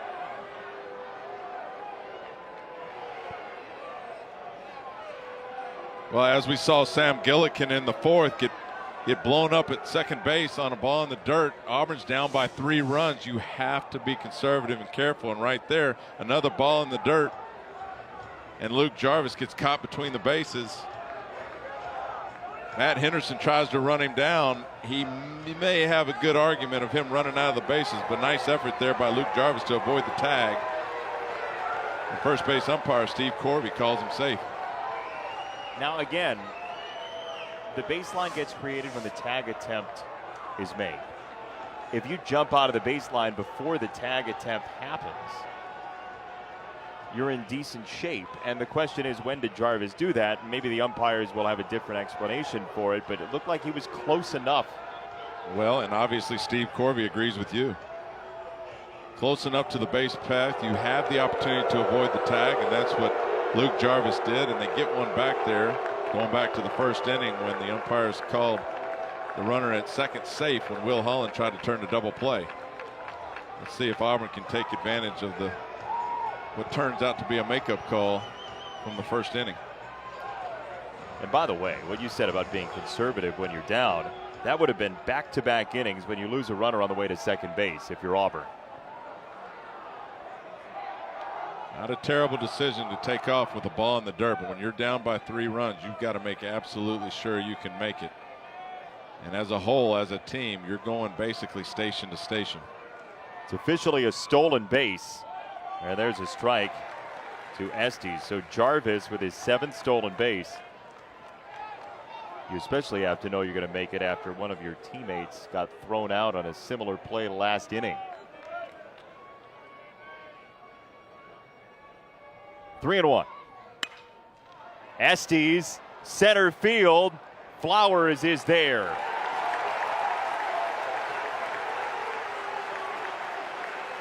Jarvis stranded at second.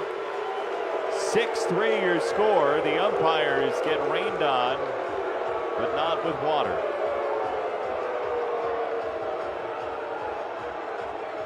Fans are disappointed. Mike Martin was as well, and it goes for naught. Nothing across. 6-3 halfway home.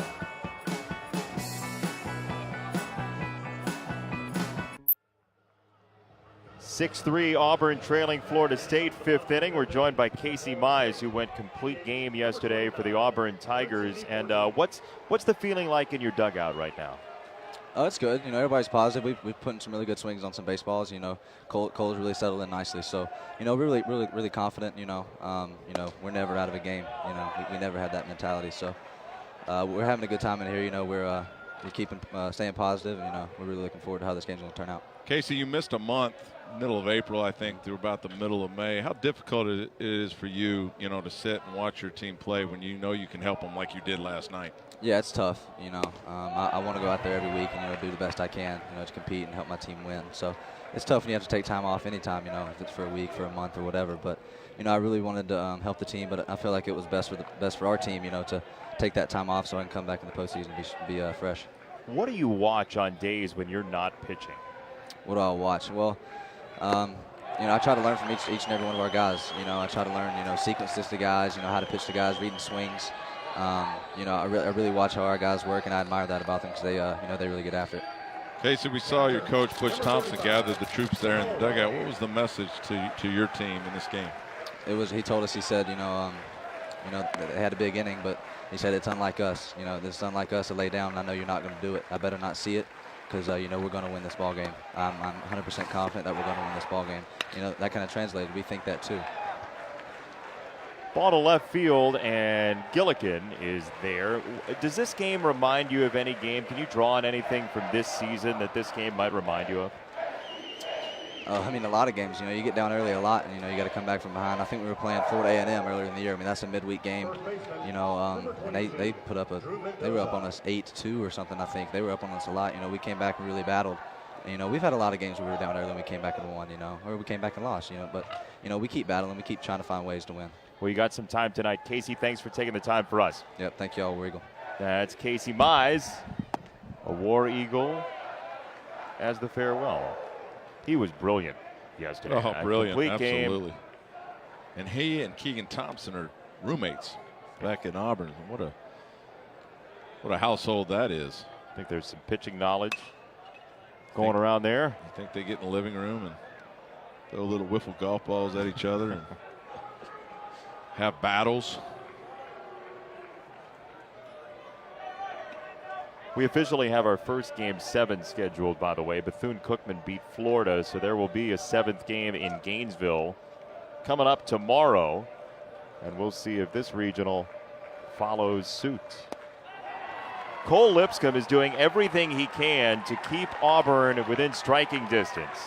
He's sent away 9 in a row. Anthony Gillikin and Hecker coming up for the Tigers in the 6th.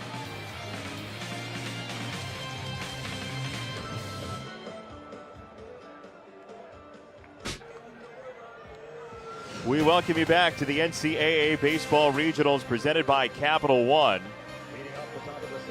Mike Martin's team leading 6-3 over Auburn as we play into inning number 6. Josh Anthony will lead it off, then Gillikin and Hecker. Here at Dick Howser Stadium, Mike Martin Field, and Josh Anthony skies this first pitch into short center, and Flowers, who stations for out number 1. Anthony 0 for 3 in the game. ESPN Networks bring you every game on the road to Omaha, starting with regional coverage on ESPN2, ESPNU, SEC Network, and ESPN3. Whip-around coverage also available through ESPN3 and the Bases Loaded channel. All games on the ESPN app. The one down for Gillikin, who was thrown out at second base on a ball in the dirt last time. He came to the plate, he walked, and then was thrown out by the catcher Cal Raleigh, which might have saved the outing for Andrew Karp. Never know what's going to happen in the inning. You asked Mike Martin if he could have got Andrew Karp into the 6th. He would have been more than pleased with that. And here we are, the top of the 6th with 1 out. Andrew Karp still on the mound.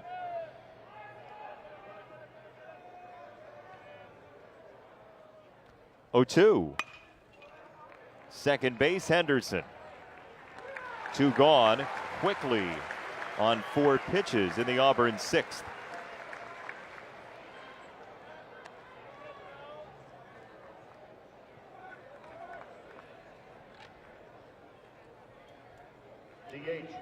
So here's Hecker, who walked behind the Gillikin out in the 4th.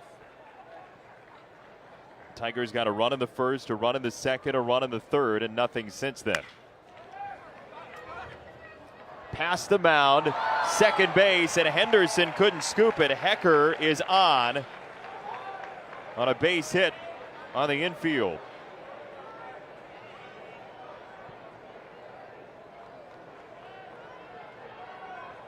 Not much anybody could do right there. Andrew Karp, when he sees the ball to his left, immediately makes the move toward first base. Just out of the reach, Andrew Karp. Matt Henderson comes in and tries to glove it, but probably going to be a little too late to get Damon Hecker anyway, and he's on with 2 outs in the 6th. Blake Logan will bat. Logan, who ran the count to 2-0 last time up, took a pitch that he thought was ball 3. It was called a strike. The next 2 were strikes, and he punched out. There's strike 1. Well done by Karp. Andrew Karp following Cole Sands, who started earlier today and went 4 1/3. Holton went 9 yesterday. Drew Parrish 7 1/3 on Friday against Tennessee Tech in the loss. Doug Sisson could not make the play over at third.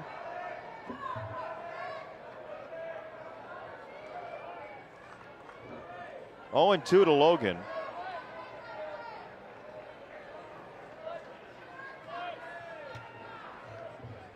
Dad, a former Mississippi State football player.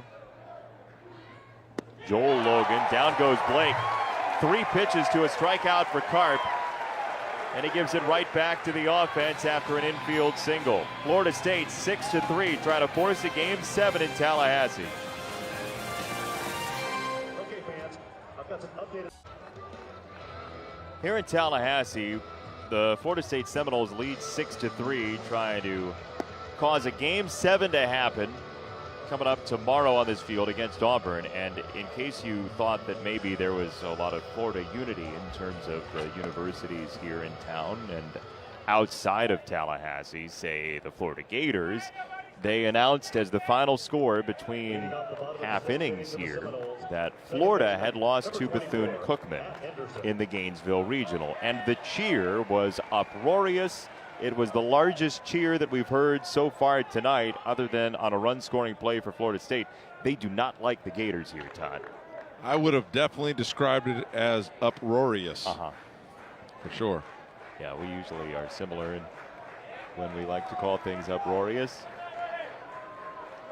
Matt Henderson will lead it off for the Seminoles. And he fouls it away. Cole Lipscomb, after walking the first batter he faced in the third, has struck out 5 and not allowed a base runner. That's without any ground ball outs in the last 9. Struggled early, gave up the 3-run shot to Dylan Busby, but since then has done an outstanding job for Coach Butch Thompson, and they would love nothing more than for him to eat up innings in this game. 0-1 to Henderson. Now 0-2. Question is, what does Auburn do if there is a Game 7 tomorrow? Do you send out Davis Daniel after 42 pitches tonight? He went 1 inning plus 3 batters, so he got heated up. And he threw a grand total of 42 pitches. There's strike 3 from Lipscomb. Logan chases it down and throws out Henderson for strikeout number 7 of the game for the Seminoles as we take a look at the Gainesville bracket. It's up to a Game 7 in Gainesville, Florida. 6-2, Bethune-Cookman with the win after knocking out USF earlier today. So it's up to Florida or the champs out of the MEAC, out of the Gainesville Regional. By the way, Davidson has gone final. The Wildcats did not lose in the Chapel Hill Regional, and they advance to the Supers. Davidson will play Texas A&M, Houston, or Iowa in the Super Regional round. That's what we have all started to love about college baseball. There's so many teams that can beat so many others, especially these mid-majors coming out and beating up on the big boys.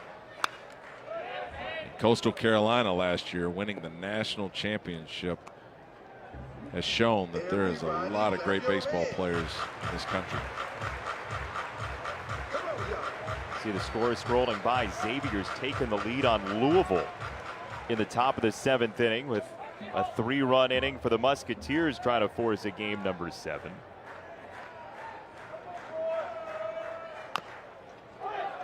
Tapped in front of the plate, and Logan off the double clutch for out number 2, getting Holton. So Lipscomb now has 86'd 11 straight batters in Seminole white.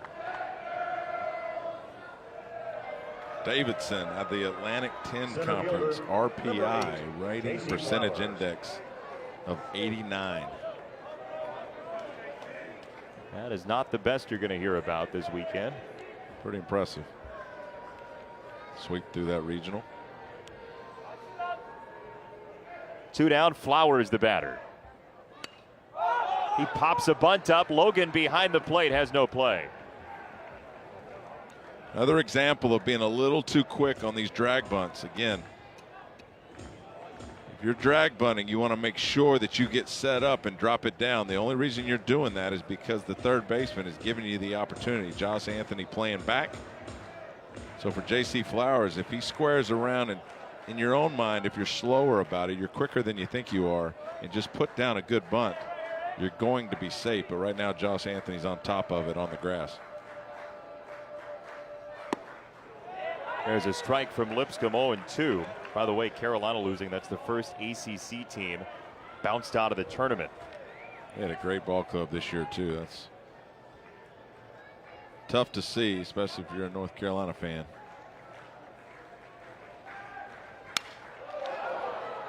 Ball's tagged in the air on 0-2. Gillikin and left is underneath.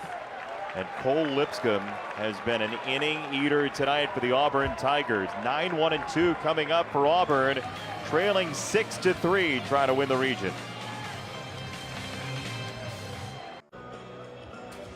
Here's a look at what happened in Chapel Hill. Davidson goes to the Supers to face the winner of that Houston Regional, which is down to Houston, A&M, and Iowa.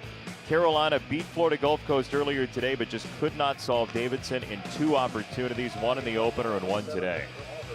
These mid-major teams, Davidson out of the Atlantic 10, you got to look out.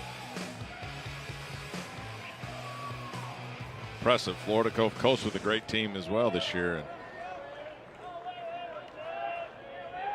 Davidson following in the footsteps of Coastal Carolina from 2016, hopefully. By the way, one ACC team has advanced. Wake Forest just beat West Virginia. So the Demon Deacons will face the winner of Florida Bethune-Cookman tomorrow.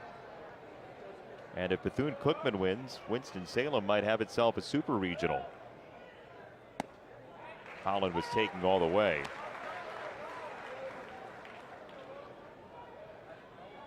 It's getting late.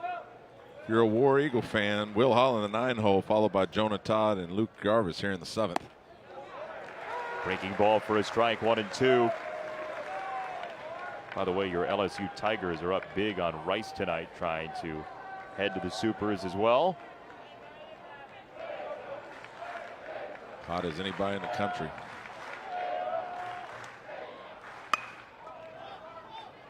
Walls at shortstop, charges and throws out his counterpart for out number 1. For more coverage of the Division I baseball regionals and interactive brackets, go to ncaa.com, where you can see some of the scores scrolling along the screen, like Missouri State and Arkansas just underway. Arkansas trying to stay alive in its own regional. Sam Houston State has added a run, trying to take down Texas Tech. The winner of that region faces the winner of this region in the Super Regionals. It's a lot of regions. It's a good amount, 16 of them across the country. Andrew Karp, who has scuffled at points tonight, has kept his toes on this rubber for 6 1/3, which is a good sign for a team that had to play earlier and expended 2 relievers from multiple innings.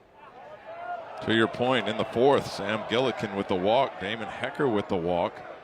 Andrew Karp struggling a little bit in the 4th, but Sam Gillikin gets picked off at second base, and since then Andrew Karp has been pretty sharp.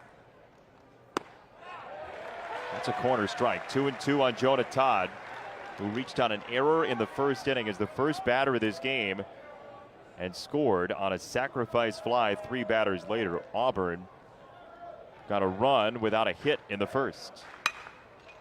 Todd skewers it to left. That's a base hit on 2-2 for Jonah Todd, who tests out the brake pads, going back to first.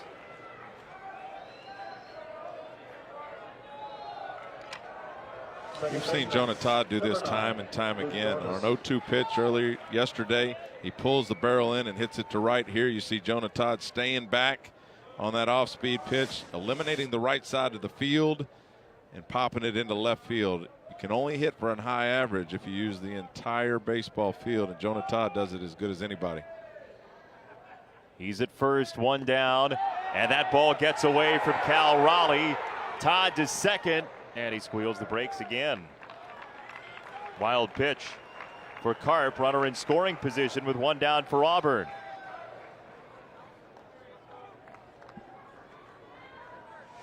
This ball just gets away from Andrew Karp, spikes it in the dirt.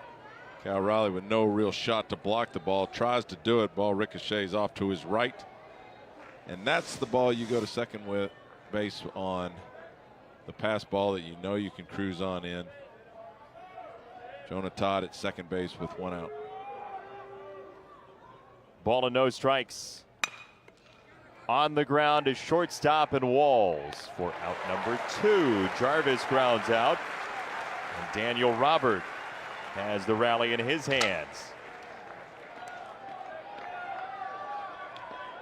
Nice regional for Daniel Robert. He is 5 out of 10. And with the protection of Estes behind him, you couldn't exactly easily pitch around him. Daniel Robert definitely swinging a hot bat. Double down the left field line in the 3rd inning. Hit a bullet to right field in the 5th. Not fooling Daniel Robert in this tournament. You do have a base open with 2 outs. Like you mentioned, Jay Estes has equally been as hot right behind him. So With a 3-run lead, you probably attack Daniel Robert, but be careful. This guy can lose it. 5 homers on the year. He's driven in 41. Pitch number 100 from Karp is grounded right side and through. Robert with a base hit. Todd is coming home, and he is there, safe. Robert into second base. 6-4 Florida State. Excellent read by Daniel Robert right there. Matt Henderson was playing up the middle. Daniel Robert just rolls over it to the right side. Gun from right field into home plate, but Jonah Todd fast enough to get right up under the tag. See where Matt Henderson was playing. Made as good an effort as he could to get in there. Wells picks it up, throws a missile into home plate, but not in time. And Auburn with 2 outs has a little something going here in the 7th. And Mike Martin out of his dugout to make the call. Voiles was warming up in the Florida State bullpen for the 2nd time today, and Karp's night is through after 6 2/3. He allows 8 hits. He walks 2, he strikes out 4, and it's up to the Seminole bullpen to maintain a 6-4 lead. Karp's frustrated, but he's got them in line for the victory. Seminoles try to force a game 7. We'll find out if they can after this. Florida State trying to hang on. 6-4 the score. The Auburn Tigers have their 4th run in 4 separate innings in this game, and the new pitcher for Florida State is Jim Voiles, the right-handed senior out of Atlanta with a 4.11 ERA. Jim Voiles with 25 appearances, 35 innings, a high walk total of 21. That's a walk just about inside of every 2 innings. 73 strikeouts in only 35 innings for Jim Voiles. He'll face Jay Estes, who has driven in a pair for the Auburn Tigers tonight, starting with a sac fly in the 1st inning. That went to Flowers in center. Then Estes loaded up on a 1-1 pitch and bashed it to left field, scoring Robert in the 3rd, providing 2 of the 4 runs for Auburn. After Estes homered late in the game last night to double the lead to 2 against Tennessee Tech. Ball 1.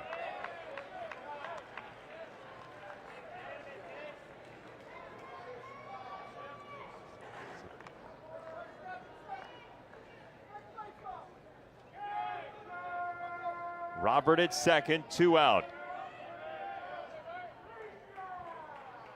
Voiles to Estes for a strike.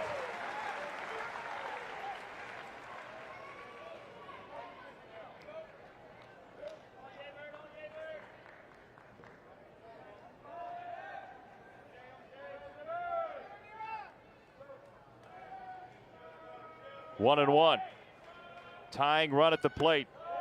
And a ball low. You said it, Voiles has some control issues sometimes. Jay Estes with his first home run of the year in this tournament. Auburn with only 29 home runs as a team. That's last in the Southeastern Conference. Good hook, 2-2. Good pitch right there by Jim Voiles on the outside corner.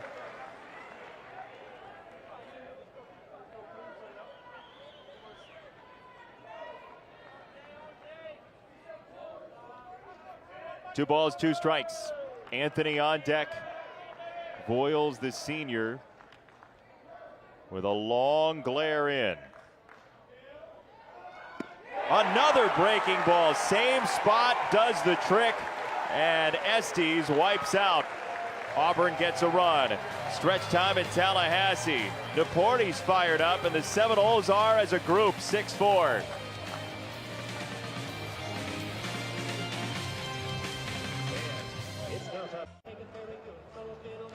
Bottom of the 7th inning in Tallahassee. 6-4 is your score. The Florida State Seminoles with the lead over the Auburn Tigers. Jason Benetti, Todd Walker having a good time tonight. Our entire crew, thanks for joining us all weekend long here in very temperate Tallahassee. About 70 degrees now. Big time beach weather. Our man Maverick right behind us, the stage manager here. He's a beach guy, right? There you go. Planning to transfer after some ill-fated midterms earlier in the weekend. Kept him away from his job. Ball and no strikes on Walls. Had to pass that intro to philosophy before he could come help us out. 1-1 to the Florida State shortstop. Poor kid probably got a B+, and he's all happy about it and burying him. He'll get his own cardboard cutout soon. 1-1. Down and in, 2 balls and a strike.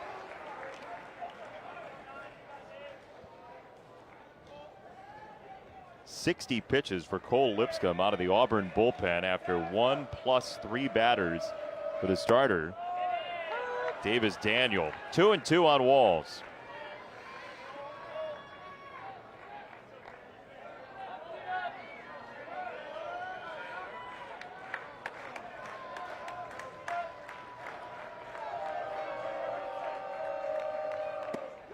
Check swing. And he did go strike 3. That's 13 in a row set aside by Lipscomb.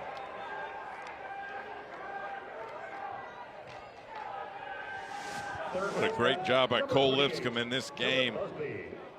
Taylor Walls tries to hold up on that slider inside, breaks the plane. We'll get a better look here. Right on the edge, but third base umpire Kelly Gonzalez calls him out. You know what's really interesting, Todd? You can look all throughout the rule book in baseball for a distinct definition of what a swing is, and you're not going to find one. It's a discretionary call. It's definitely a discretionary call, and in my lifetime I've been told it's either crossing the plane or breaking your wrist. And in that particular case, it looked like Taylor Walls had broke the plane of the plate. But again, it's definitely a discretionary call. What would make me upset as a hitter is when the home plate umpire would call it and wouldn't even appeal.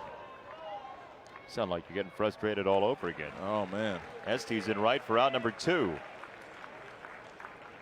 But no, if anybody tries to convince you that they have the definition of what a swing is, they're wrong, because there isn't one clear. Well, we'll take a look at the swing again. Again, Kelly Gonzalez, third base umpire, has this point of view.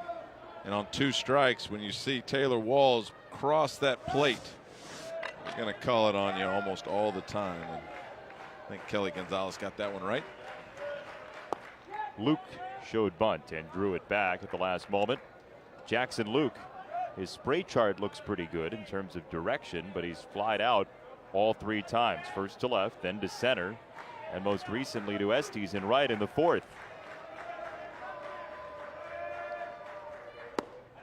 Breaking ball bends in for a strike. So Auburn in the top of the 8th will have Anthony, Gillikin, and Hecker for a team that's only failed to score 3 times in an inning. It's just that Florida State has the 5-run second to its name. Very close.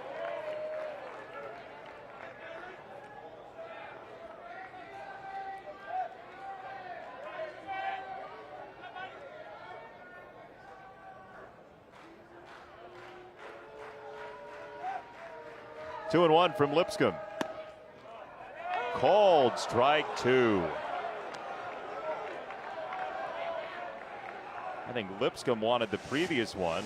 Luke certainly didn't think this was a strike. A lot of times umpires will do makeup calls, and right there, again, if you set the camera right behind the pitcher, that ball's a little further outside than it even looks. Cole Lipscomb gets the call, and then another slider low to strike out Jackson Luke for the 3rd out in this inning. That's 15 in a row. Cole Lipscomb is capsized for Auburn. 6-4 Florida State. Auburn hanging around.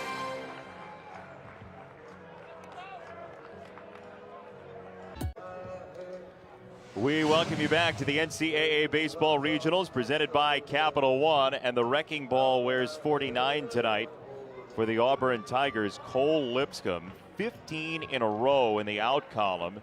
sends a leadoff walk on 4 pitches in the 3rd inning. We thought, oh boy, the control is getting chancy for Cole Lipscomb. Then suddenly he strikes out 8 batters since the 3rd inning, and he has Auburn within striking distance, 6-4 in the 8th inning.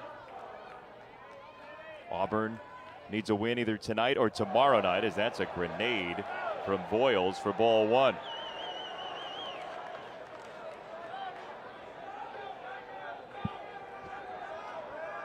Well, for Jim Voiles, I just think he got a little slip there with his left foot, and that caused the ball to spike. How about Cal Raleigh behind the plate trying to frame it? Yeah. He caught it, tried to bring it over the plate. Well, I got a strike. Well, it's hittable. And then he fires over a dart at the knees, 1-1. Watch Raleigh. This is great.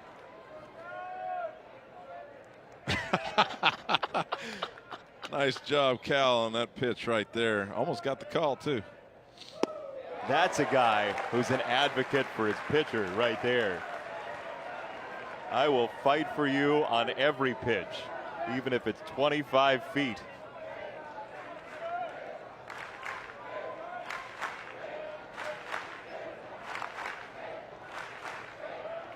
One and two. Anthony goes after it. Raleigh tags him out just for fun.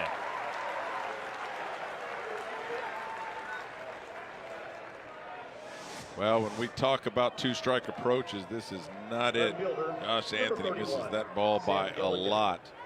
When you're behind in the count, you got to tighten up, spread out, choke up, let the ball travel as far as you can and hit the ball to the opposite field on that particular pitch. It would allow you to take it and see it cleaner. That ball did hit the dirt, so nice play by Raleigh, and 2 down and the ground ball from Gillikin here in the 8th. So what started in an inauspicious fashion has turned into 4 straight pitches that are strikes and 2 outs. DH, number 6, Damon Hecker. The Voiles family is more than the one. There's Jim, and there's Ed on the Florida State bench as well. They have similar beard games, one shaggier than the other. And strike 1 to Hecker. 2 big boys, though, both of them by about 6'5". Saw Karp stretching in the background there. After his 6 2/3, Voiles trying to salt it away. Karp working the rubber bands, Voiles working the breaking ball. 2 strikes on Hecker. I misspoke. The Voiles twins are both 6'7".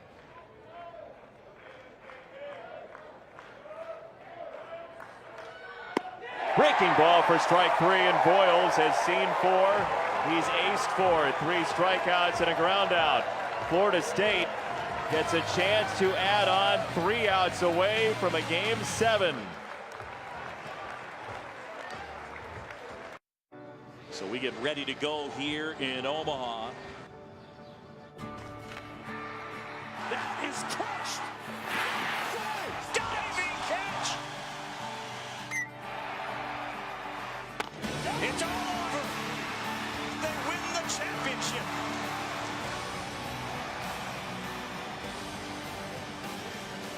Memories forever to be made. June 17th through the 28th in Omaha.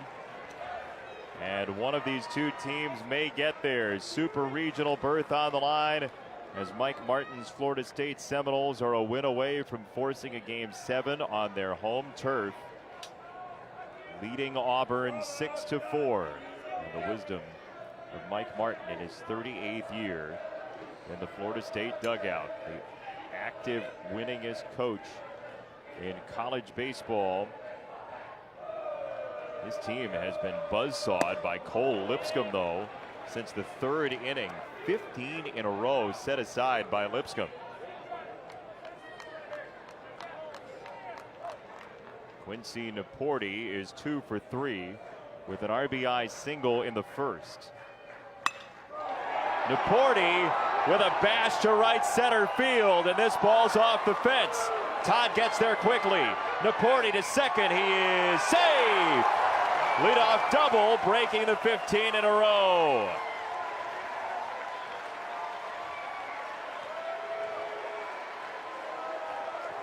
How about the big boy, Quincy Naporti, hustling around the bases. Big bomb out to right field. Quincy Naporti hustling around first. Jonah Todd cuts it off and makes an accurate throw to second base, but Quincy Naporti gets in there for the leadoff double for Florida State. And he will be done for the night. Florida State's going to send out a pinch runner, and Naporti. A very vigorous curtain call. Now batting, catcher, So, number 35. pinch runner is Trueluck for Florida State. Hank Trueluck is on for the Seminoles.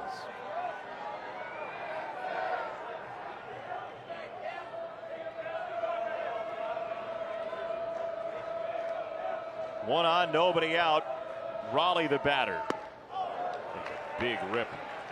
0-1. Cal Raleigh 1 for 3 with a single to right in the first that hit Naporti and ended the threat. Boy, an add-on run for Florida State would be huge here.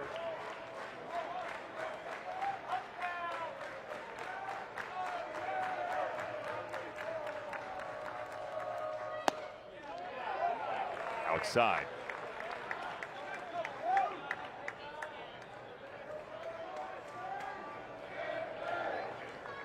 Auburn in the ninth will have the 8, 9, and 1 hitters, Logan, Holland, and Todd. Jonah Todd, the best average hitter on the team, will get an opportunity. Cole Lipscomb, 73 pitches out of the Auburn bullpen. Outstanding effort by Cole Lipscomb tonight. Klobasit's warming up in the Auburn bullpen.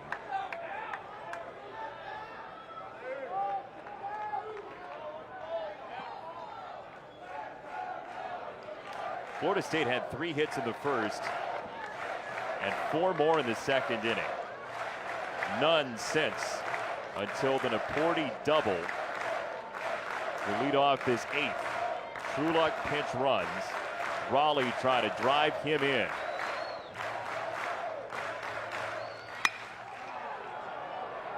That likely won't do it. Jonah Todd roving over into left center to make the catch. Trueluck won't tag. And there's one away in the 8th inning. ESPN networks bring you every game on the road to Omaha, starting with regional coverage, which continues on ESPN2, ESPNU, SEC Network, and ESPN3. Whip around coverage also on ESPN3 and the Bases Loaded channel. All games available on the ESPN app. Click around, have fun with all of us. 16 regional sites and dandies all across the American landscape this evening. 1 seed Houston is in danger now. Iowa has scored 3 times against the Cougars in that elimination game. Louisville up on Xavier. Louisville out of the ACC. There's a tip ball by Mendoza, 0-1. Todd, the only team that looks safe is your LSU bunch, leading Rice big tonight. Well, 12 wins in a row for the LSU Tigers. They are hot. Won the SEC tournament last week. Swinging the bats well. Great starts from Alex Lang. Eric Walker pitching tonight on a shutout against Rice. Auburn or Florida State trying to get to the Supers, and they would face either Sam Houston State or Texas Tech, but Sam is up 9-6, as you may have seen, in the top of the 9th in Lubbock. If they win, they force a game 7. In the air to left field, Mendoza pelts it deep, but Gillikin is underneath for out number 2. Couple of long rides on fly balls in the inning against Lipscomb, but nothing to show for it so far. And for more coverage of the Division I baseball regionals and interactive brackets, go to ncaa.com. Matt Henderson. Boy, they're starting to square up Cole Lipscomb, aren't they? 2 loud outs by Cal Raleigh and Drew Mendoza. Hank Trueluck did a great job right there. He was most of the way to third base before that catch. Had to hustle back, but in great position to score if that ball were to have dropped.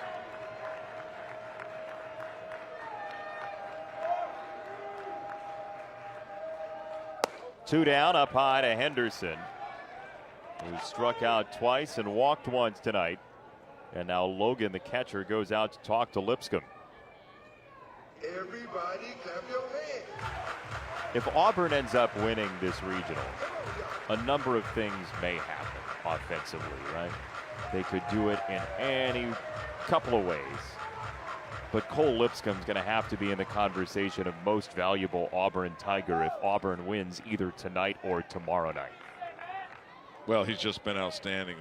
Retired 15 in a row before Naporti's double there in the top of this inning, or the leadoff double for Naporti.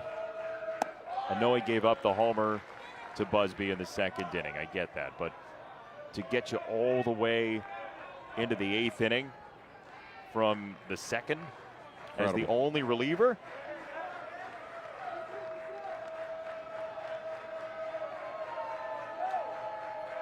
Two and 0 to left field, and Gillikin in his tracks for out number 3. Cole Lipscomb has gone 7 innings out of the bullpen for the Auburn Tigers tonight. 8, 9, and 1 come up to try to take the lead in the regional final.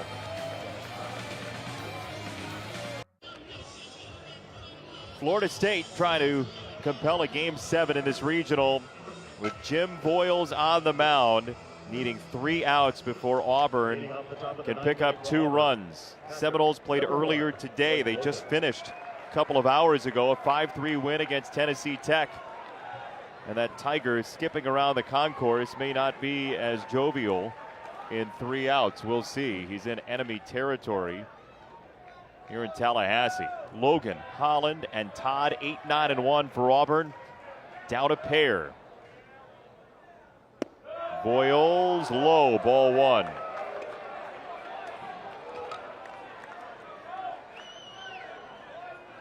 Cal Raleigh asking where that pitch was.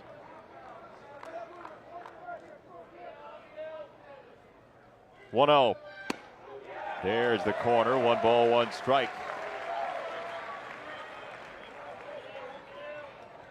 A lot of tilt coming from 6'7" Jim Boyles. Top of that arm action to the bottom of the outside corner there. Breaking ball called strike 2. The 1 and 2 on Logan. Carlton loosening in the Florida State bullpen just in case.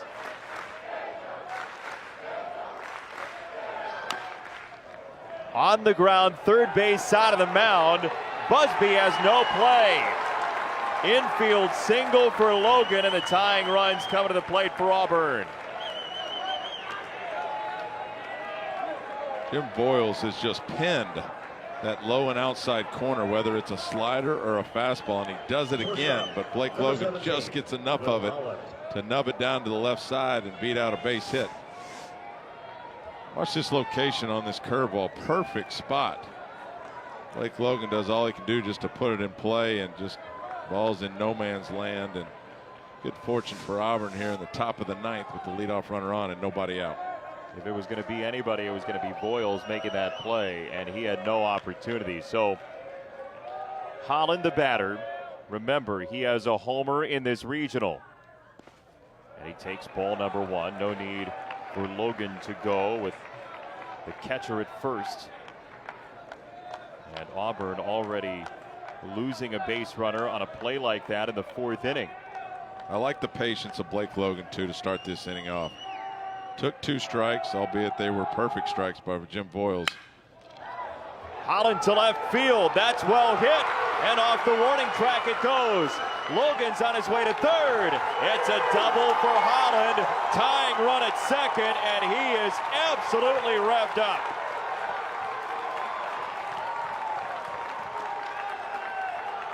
As he should be. Will Holland takes that fastball up and in and pounds it. into left field. After the 3-run shot on opening night, Will Holland continues his hot hitting in this regional. And Auburn has something going here in the top of the ninth. Every one of Will Holland's hits in this regional have been for extra bases.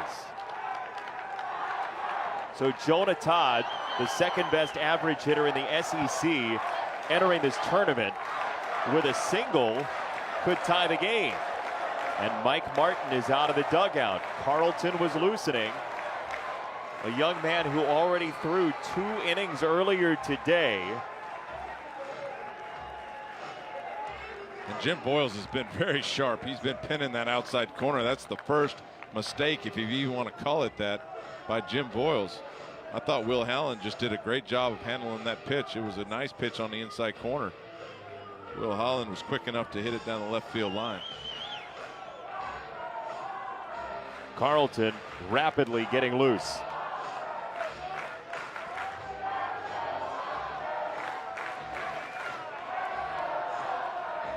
Second and third, nobody out. And Jonah Todd, who came into this game hitting .382, is the barrier for Voiles here in the ninth. Jarvis next, then Robert to follow. Lefty, righty, lefty at the top of the order for Auburn, which trailed 6-2 after 2. Todd takes low, ball 1. This is the guy you want up if you're Butch Thompson. One of the best hitters in the SEC and one of the best hitters in the country. We've always seen an example of that.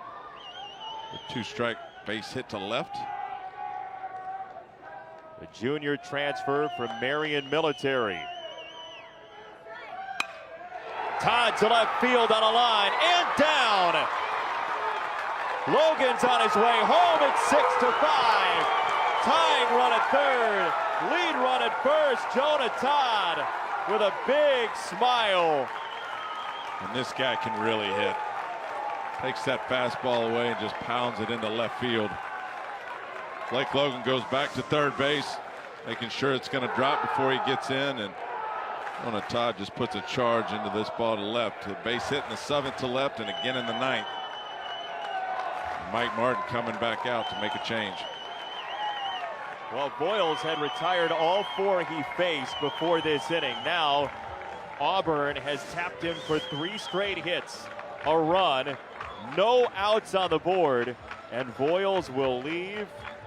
Carlton will come in for the second time this afternoon and evening in Tallahassee.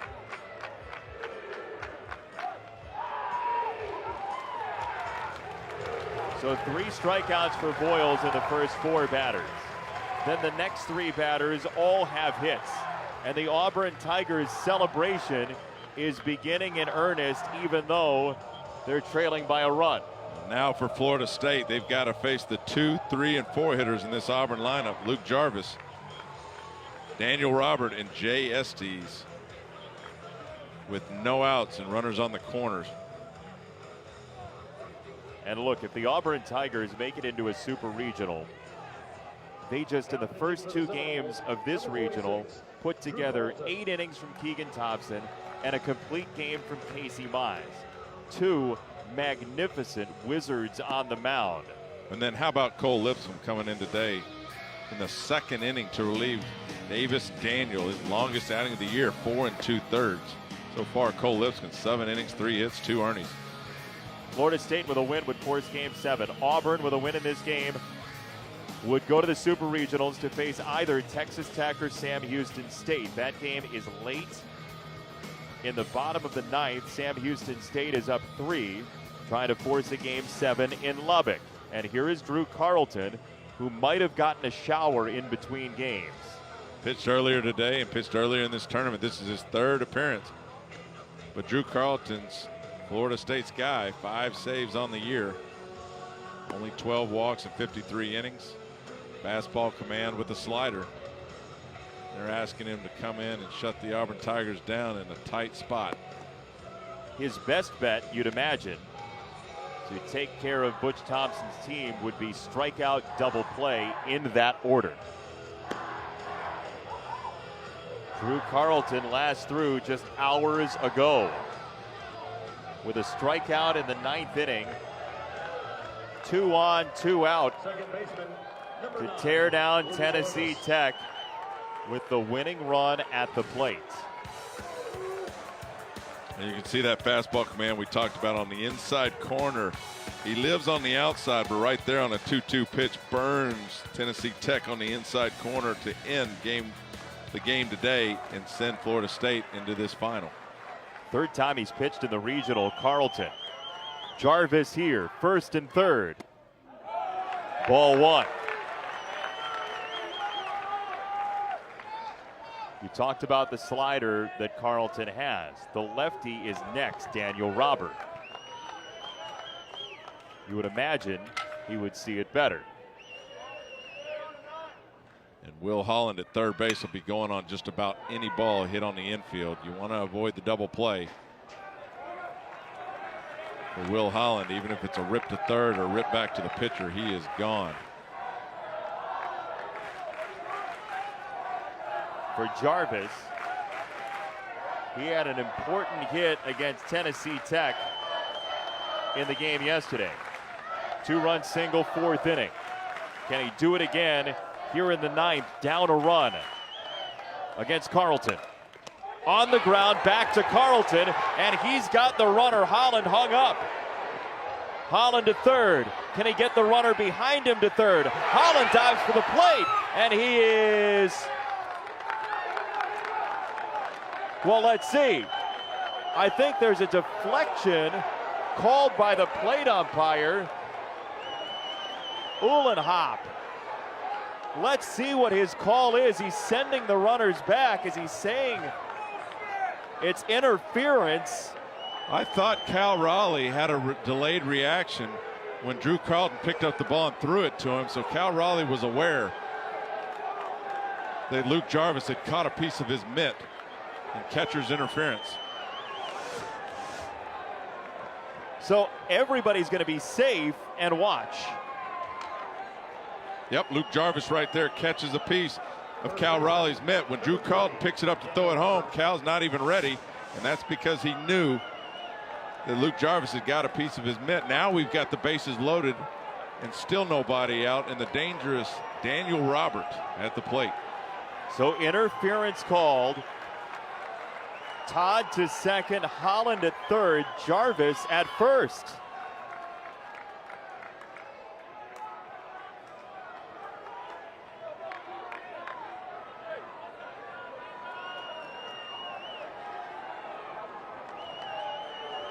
Bases loaded, nobody out. Robert in the air and foul. 20 years ago, the Auburn Tigers won in Tallahassee on a David Ross home run to force a final game. Tim Hudson got him to Omaha. Tim Hudson is here tonight watching the Auburn Tigers. And Daniel Robert, who has been a demon with the bases loaded this year. Fouls it off his shoe, 0-2. If you get the strikeout, then a double play would end the ball game if you're Drew Carlton. Great pitch right there by Drew Carlton, burying it inside on Daniel Robert. There's Tim Hudson. Getting ahead, 0-2. 2 strikes on Robert. He flinched and took. Ball number 1.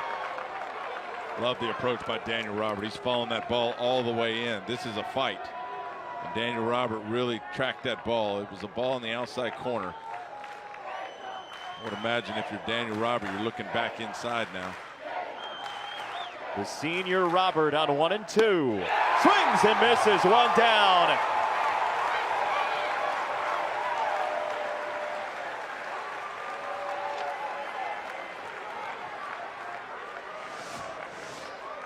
How about Drew Carlton right here? Daniel Robert 5 for 9 with the bases loaded, and he just blows it right by the big Daniel Robert for out number 1. Huge out for Florida State, and as you said, now puts the double play in order to get him out of not only the inning, but the baseball game. To force a game 7, Florida State needs to get a couple outs here. Estes, the doubles leader for the Tigers, swings and misses, strike 1. Way behind on that slider by Jay Estes. Would have been even more behind a fastball, so I don't know what he was looking for right there. Jay Estes, 5 for 8 in the regional. He's driven in 4, including 2 tonight. 0-1. Estes fouls it away, 0-2. Great job by Drew Carlton, getting 0-2 on the 3-hole hitter Daniel Robert, and now 0-2 on the 4-hole Jay Estes, who was moved up from the 7-hole yesterday to the 4. That's how hot Jay Estes has been. First 4 batters reached in the inning for Auburn. Bases loaded, 1 down, 0-2. Up high.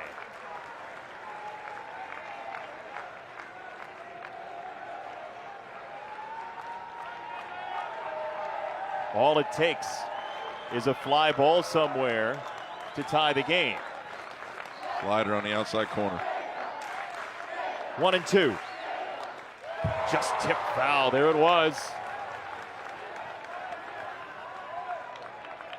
Drew Carlton, remember, has already pitched 2 innings today in game 1 on this field just hours ago to close down Tennessee Tech in an elimination game for Florida State. Same spot here, 1-2. Called strike 3. He planted it right over the plate, 2 down.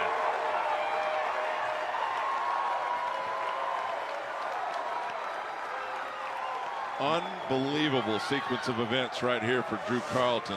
Strikes out the 3-hole hitter Daniel Robert, who's been hot, and right here just pins the outside corner on a fastball to Jay Estes, who's also been really hot in this tournament. All they have to do is put the ball in play.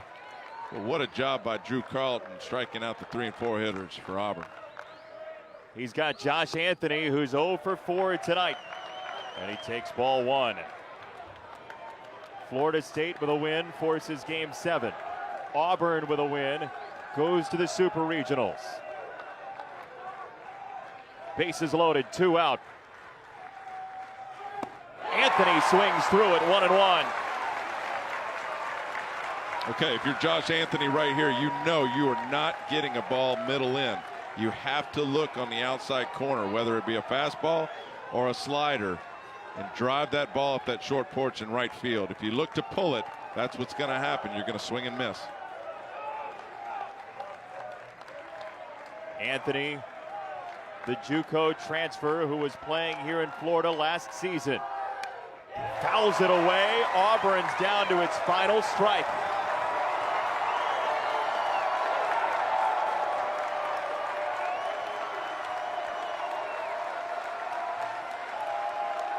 Carlton was straight-jacketed.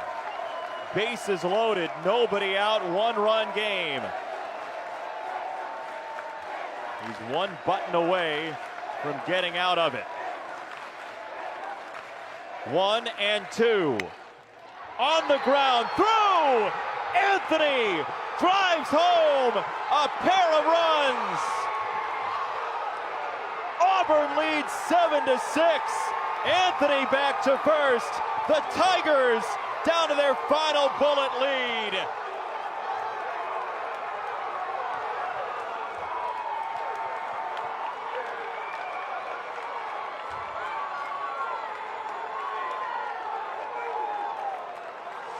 What an outstanding job by Josh Anthony. 1 mistake out of the last 3 hitters for Drew Carlton, and Josh Anthony makes him pay with a base hit up the middle. Auburn goes ahead, 7-6.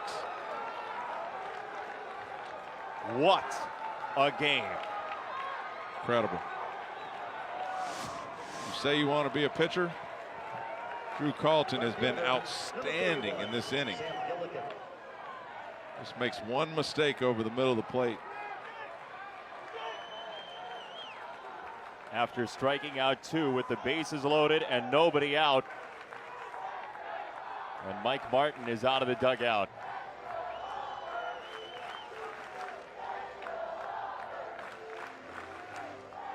the workers in the stadium had started to text their friends saying, cancel the plans for Monday, I gotta work. And the Auburn Tigers may have just closed down Dick Howser Stadium for the year, and Mike Martin on the field that owns his name is going out to have a discussion he'd rather not be a part of. And if you're Butch Thompson, your mind is spinning now. Do we throw Cole Lipscomb out there for another inning of work? Again, his longest outing of the year is 4 2/3. He'd be going for his 8th inning in this game. Or do we go with Klobosits out of the pen? Josh Anthony made an adjustment there, and again, as you see, fastball right down the middle of the plate. Cal Raleigh, you see his reaction. Wanted it on the outside corner. Drew Carlton just leaves it out over the plate when he's ahead in the count. Anthony plants it into center field. He had made so many big-time pitches. Incredible. Every pitch matters. That's what I tell my young guys, and right there's an example of it. There are so many great pitches by Drew Carlton. Just missed with that ball right there. Now Gillikin trying to add on, and Raleigh gets the body in front. Anthony did not go from first. Great job by Josh Anthony right there. Unless you can walk into second base, don't do anything crazy. What the job by Cal Raleigh here, saving a run. Got down low, came up and hit him in the right shoulder, kept it in front. Hustles over to get the baseball. Florida State will have the 8, 9, and 1 hitters coming up in the bottom of the 9th. Wells, Flowers, and Walls, the scheduled hitters for an FSU side that has just 1 hit since the close of the 2nd inning. 1-0 on Gillikin. That's there for a strike. Ball and a strike. Gillikin 1 for 3 in this ball game. Base hit in the 2nd, walked in the 4th, and 2 groundouts.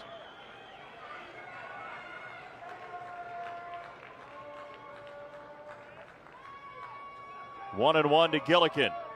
Anthony at first, Jarvis at third. And a foul ball.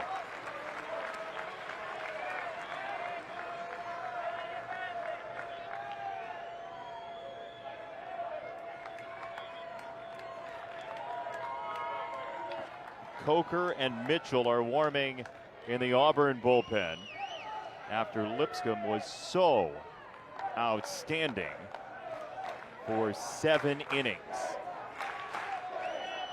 1-2. Gillikin in the air, left-hand side. Luke near the line has out number 3. And now it's incumbent upon Florida State to come back in this regional final, trailing by a run, 7-6, 3 outs to go for the Auburn Tigers.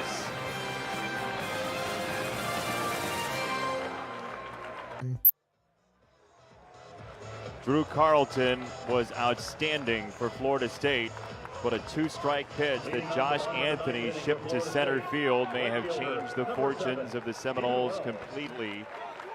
In the 9th inning, Florida State now down a run to save its season. Needs to go against Cole Lipscomb, who's thrown 7 innings tonight out of the Auburn bullpen. Auburn knocked out of the Tallahassee Regional 2 years ago and in 2005 as well. Mike Martin has seen his team trouble Auburn over the years, including 2001. Auburn went to the Supers in 1999 and lost here to Florida State. There's strike 2 from Lipscomb to start off the inning.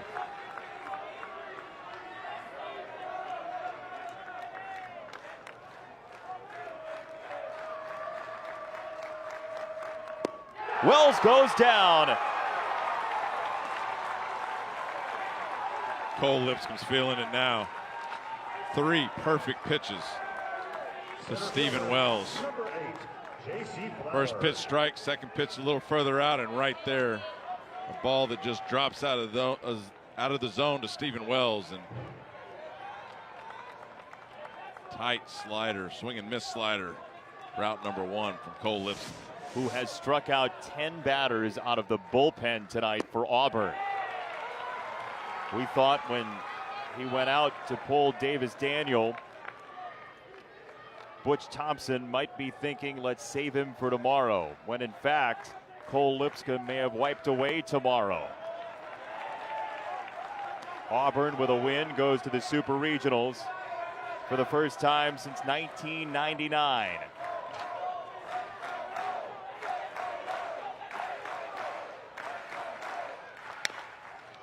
On the ground, Anthony at third. Has out number 2. How about the interview with Casey Mize? We asked him what Butch Thompson had told his team. Told us they were going to come back and win this game. Right now, Auburn's 1 out away from that coming true. Butch Thompson, the second-year Auburn coach. No postseason last year, 10 under 500. He's lost one of his top assistants to Alabama as the head coach next year. But this season seems as though it still has life for the Auburn Tigers, and it's up to Taylor Walls in the flesh for Florida State to prolong its year. Strike 1.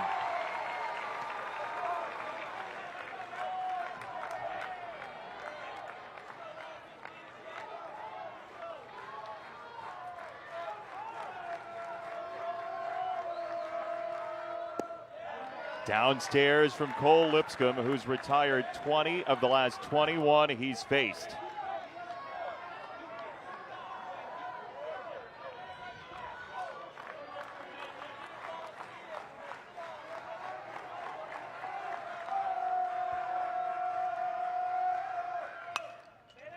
Fouled away, 2-2.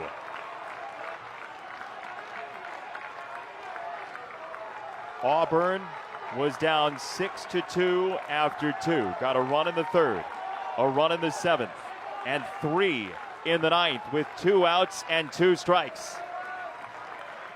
2-2, Lipscomb to Walls, 2 down. Ball 3.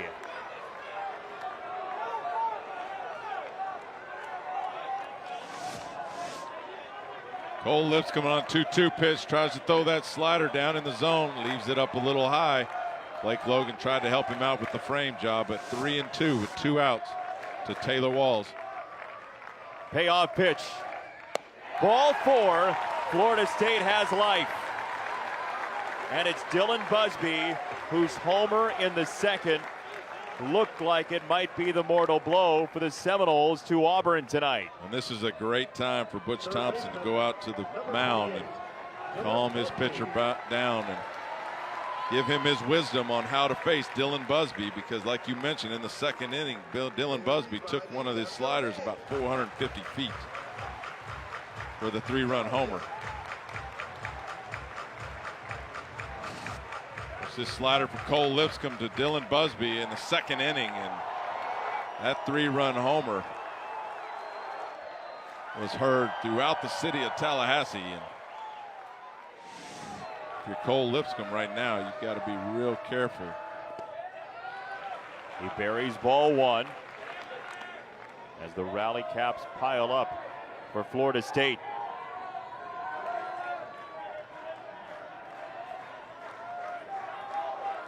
That's just about 1 for every run for the Seminoles tonight. Busby to right field and deep, but hooking and foul, 1-1. Don't think you're going to see another slider from Cole Lipscomb to Dylan Busby unless it's buried in the dirt.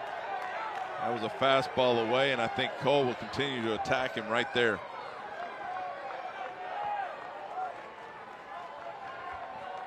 Mike Martin in his 38th season, just when he thinks he's seen it all, something like tonight happens. Down and out, 2-1 to Busby. Jackson Luke is on deck, the ACC tournament MVP, whose bat was scorching hot coming into this regional. 3 flyouts and a strikeout tonight for Luke. We'll see if he gets a chance. 2-2 on Busby. Solid tight slider on the outside corner from Cole Lipscomb. For Dylan Busby, there's no other pitch except for that one you're going to see after the wave and the miss, make an adjustment.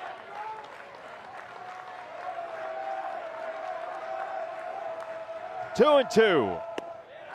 Not close. 3 balls, 2 strikes. So both teams have found the final strike to be terribly slippery tonight. I think it's tempting to throw another slider here, but you don't want to walk the run into scoring position. I think if you're Cole Lipscomb, you just have to throw your best fastball in there.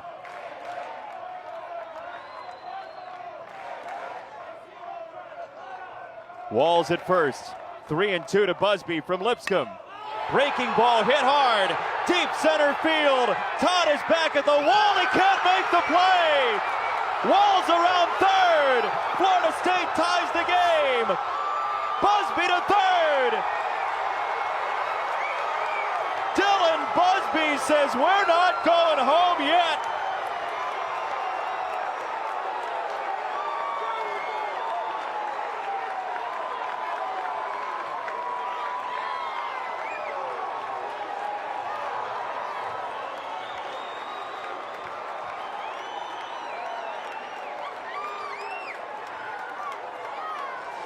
Cole Lipscomb elects to throw the curveball on the 3-2 pitch, and once again Dylan Busby sitting all over it and hammers it out to the 405 fence. Jonah Todd with the rundown nails the fence but can't make the play, and Dylan Busby comes through again for the Seminoles, ties this game at 7. A homer earlier, and then an RBI triple off Cole Lipscomb, who had retired 20 of the last 21 before a payoff pitch walk to Taylor Walls. Butch Thompson to the mound. The game that would not end. The season that would not end for Florida State. 3 straight elimination games, and the Seminoles are back in a tie here in the 9th, and they have the winning run 90 feet away.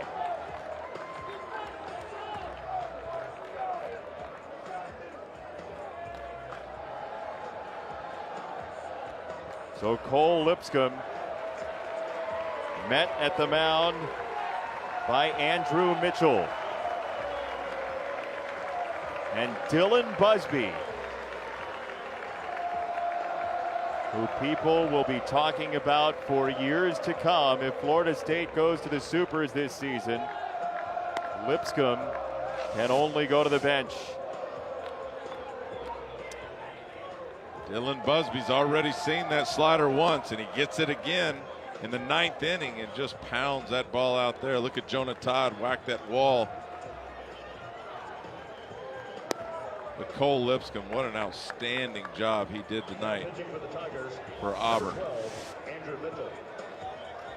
8 solid innings and only 1 out away from closing this thing out. But on the 3-2 pitch, Dylan Busby knew what was coming and made him pay. So Andrew Mitchell with a 5.18 ERA, his 22nd appearance, 33 innings, 30 hits. He's walked 20 in 33 innings and struck out 25. He's got a couple bases to play with. You can pick your poison with Luke and the following Florida State batters, Trueluck and Raleigh. But Cole Lipscomb gave everything. Nothing to be ashamed of for that young man. What a great performance by Cole Lipscomb tonight. Took over in the second inning, took his team all the way here to the ninth.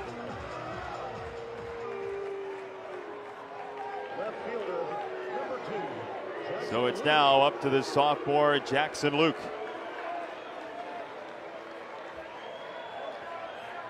Each team has struck with 2 strikes and 2 out in tonight's 9th inning. Busby at third. Florida State with a win would force a game 7.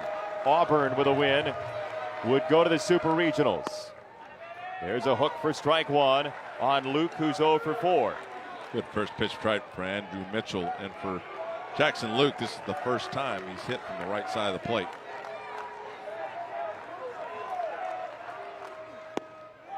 Fastball, strike 2.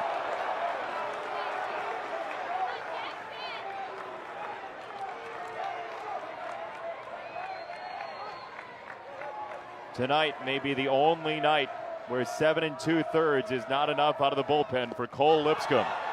Luke swings and misses. Logan's throw is there, and maybe fittingly, we're going to play extra innings tonight in Tallahassee. 7 will not do it this evening.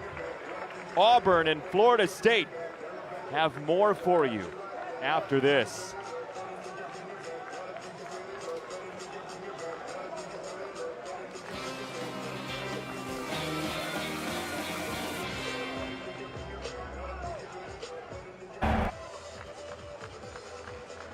Ten innings or more tonight from Tallahassee.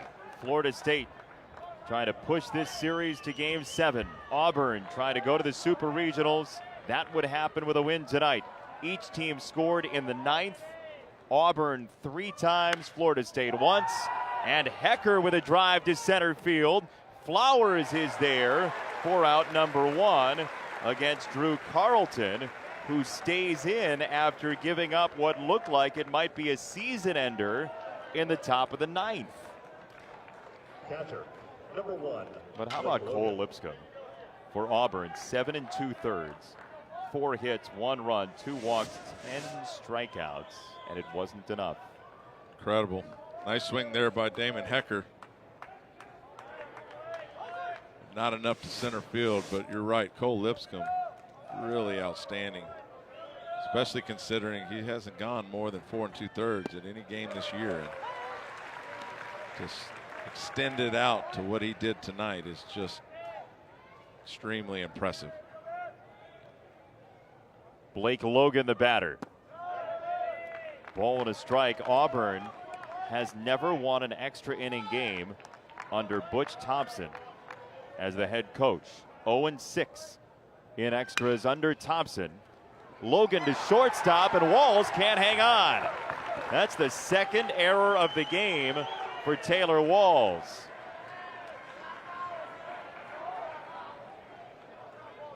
How did we get here, they say on Broadway, and the answer is, well, a long and winding road. Josh Anthony, 2 outs, 2 strikes. Auburn takes the lead on that base hit for Anthony, but Dylan Busby. Dylan Busby pounds that slider off the center field wall. Jonah Todd with a great effort. But Dylan Busby, after the 3-run homer in the 2nd, comes up big again in the 9th for Florida State.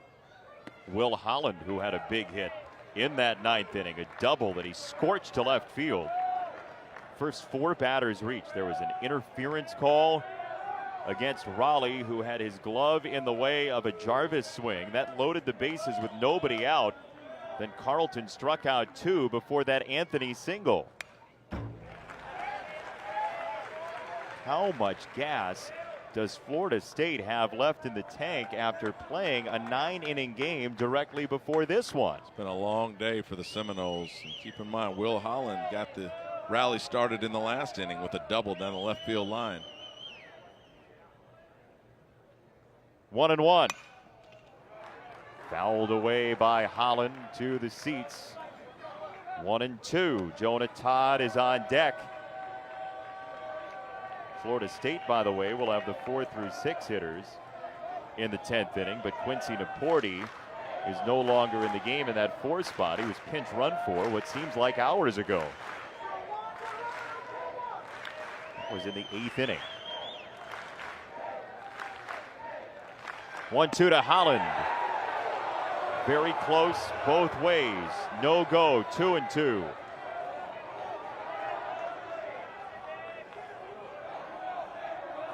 Florida State needs a win to force a Game 7 tomorrow night.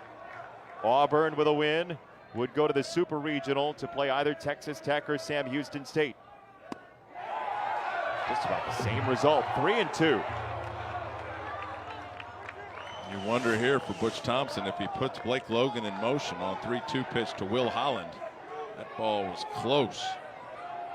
Went across the knees, must have been outside for home plate umpire Jake Uhlenhop. Holland fights off a pretty good 3-2 that was bearing inside.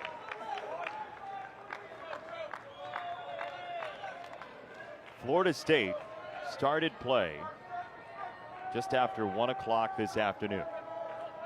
It is now right around 11:40 Eastern time. Holland on 3-2 to third.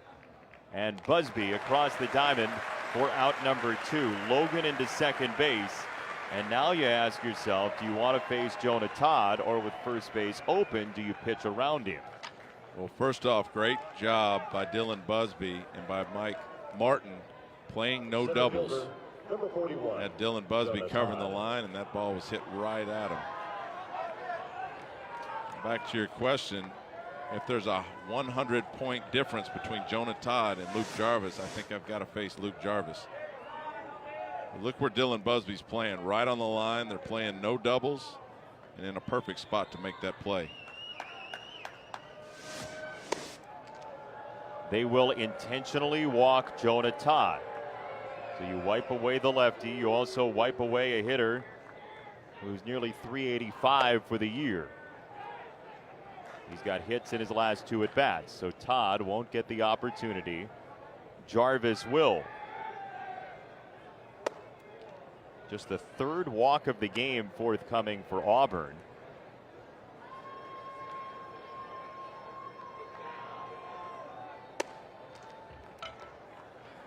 And Butch Thompson looks at his card. With Jarvis on the way, then the lefty Robert after that. Second baseman, number 9, Luke Jarvis.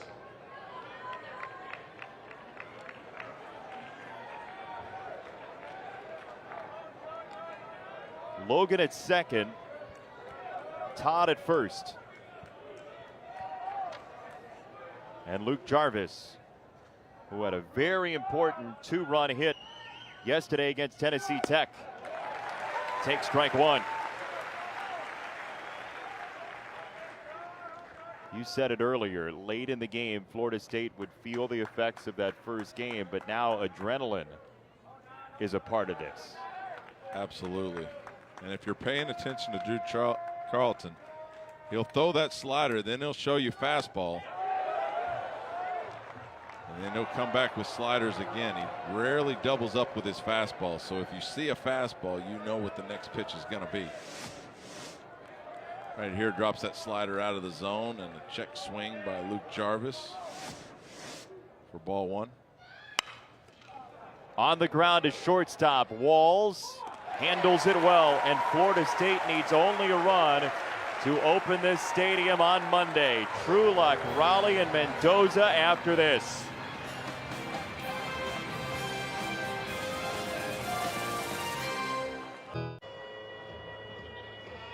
Florida State's been at the ballpark since 10, 11 o'clock this morning. The Seminoles have played a game already and won against Tennessee Tech by the count of 5-3.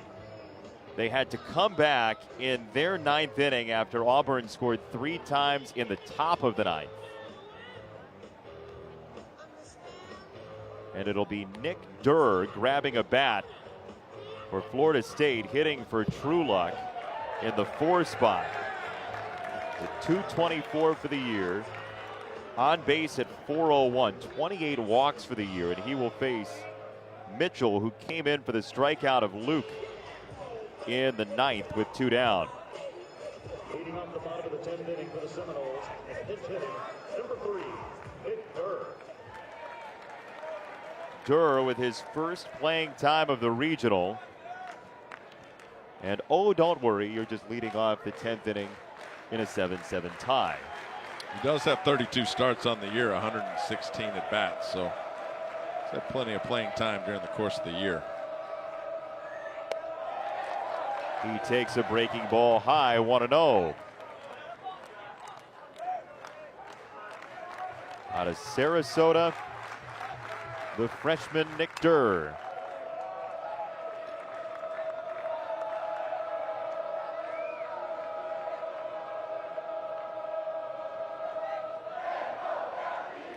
Pretty good speed. He stole 31 bags his senior year of high school. So if you're Auburn, you'd rather not have him on base for a couple of reasons. 6 for 6 in stolen bases on this year. 2-2 from Mitchell to Durr. Laporte was 3 for 4 in this spot, but he was pulled for a pinch runner in the 8th as Florida State tried to add on but couldn't. 3 flyouts ended that inning. 3-2.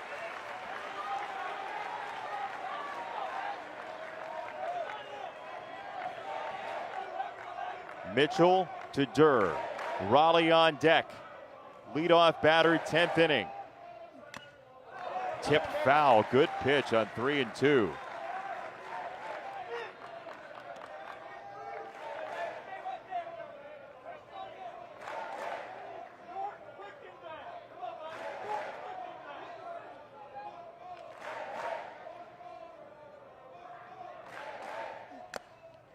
Tipped again. Logan couldn't hang on.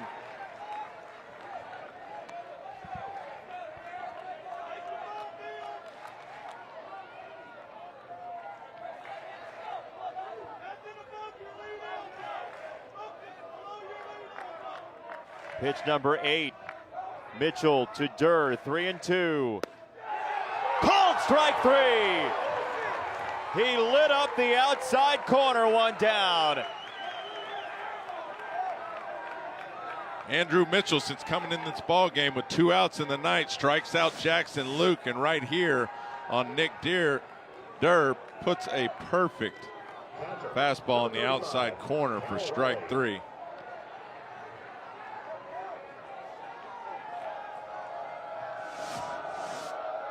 One down. Raleigh on the ground, back to the mound. Mitchell takes his time and throws for out number 2. But the third one has been the dodgy one in the late innings here tonight. Cal Raleigh with the number back to the left-hander. Andrew Mitchell takes his time, throws a bullet over to Daniel Robert and almost handcuffs him.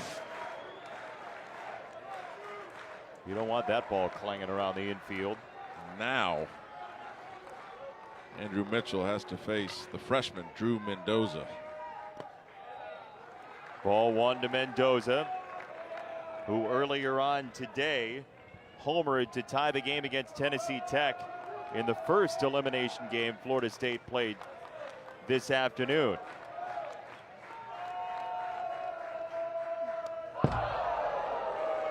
Two and 0. This is 3 straight win or go home games for the Seminoles. They would have to win 4 in a row to make it to the Super Regionals.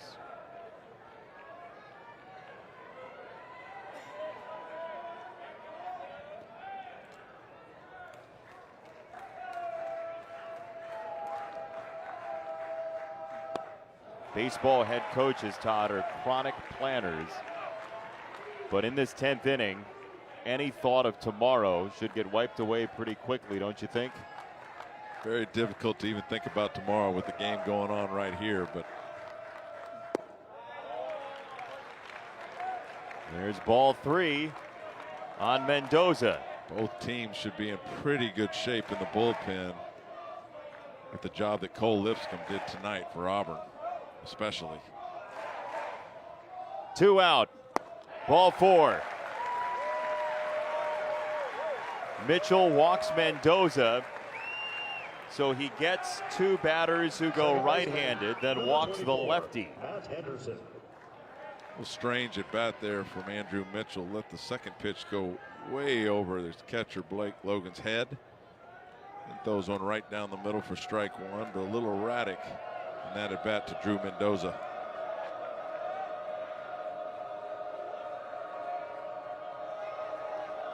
Now Henderson, whose on-base percentage is significantly better than his slugging percentage, so he's more likely to push along the rally than win the game. Drew Mendoza with 3 stolen bases on the year, 3 for 4. If I'm Mike Martin, I might be tempted to give Mendoza the first move, try to get him into scoring position.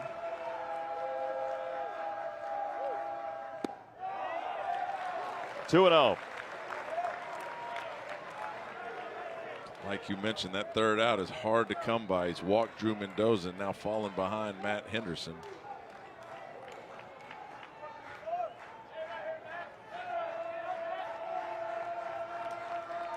Two balls, no strikes. That's low. 3-0.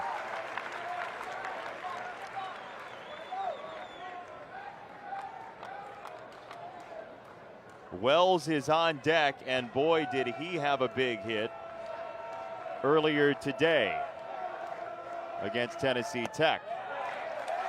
Ball 4, 8 of 9 out of the zone for Mitchell. 2 on, 2 out, 10th inning.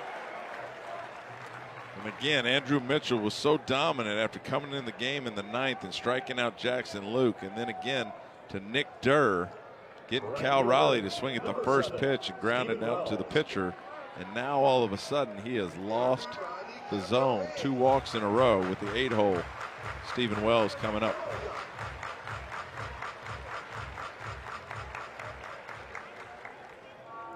Wells came up in the 8th inning of game number 1 of the day with Florida State up 3-2.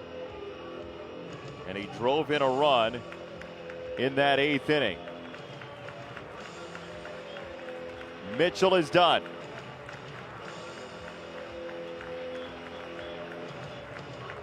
So Mitchell out. Calvin Coker is in, the junior for the Auburn Tigers, trying to push this to 11. Coker will warm up. 2 on for Florida State, 2 down in the 10th when we come back. First season as an Auburn Tiger, the junior transfer out of Kyle, Texas, Calvin Coker, has the game in his hands with 2 on, 2 out for Florida State in the 10th inning. Calvin Coker in his 30th appearance, 47 1/3. Only 12 walks, 39 strikeouts. Opponents are hitting 278 against the right-hander Calvin Coker, and he inherits the go-ahead run at second base. Auburn looked like they had this 10th inning whipped with a strikeout and a ground ball, weak ground ball back to the pitcher, but all of a sudden finds itself in trouble with a walk to Mendoza and another walk to Matt Henderson. On a total of 9 pitches.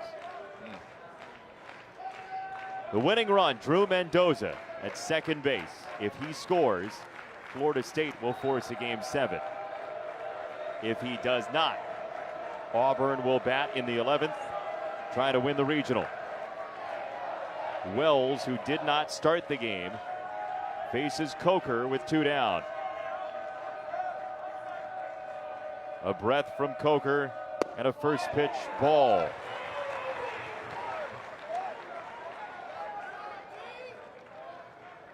Stephen Wells with a strikeout in the 9th in his first at bat, taking over for Tyler Holton in right field. 33 at bats on the year for Wells, and he hits Coker with that ball. The bases are loaded for Florida State.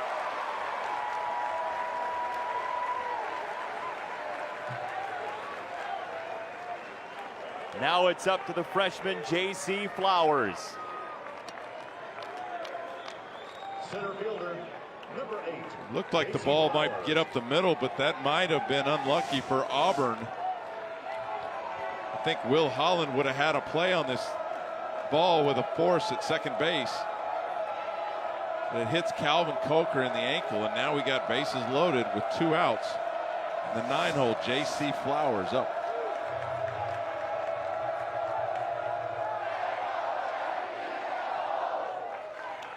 Time called by the catcher Logan. Remember, Auburn was down in the 9th inning.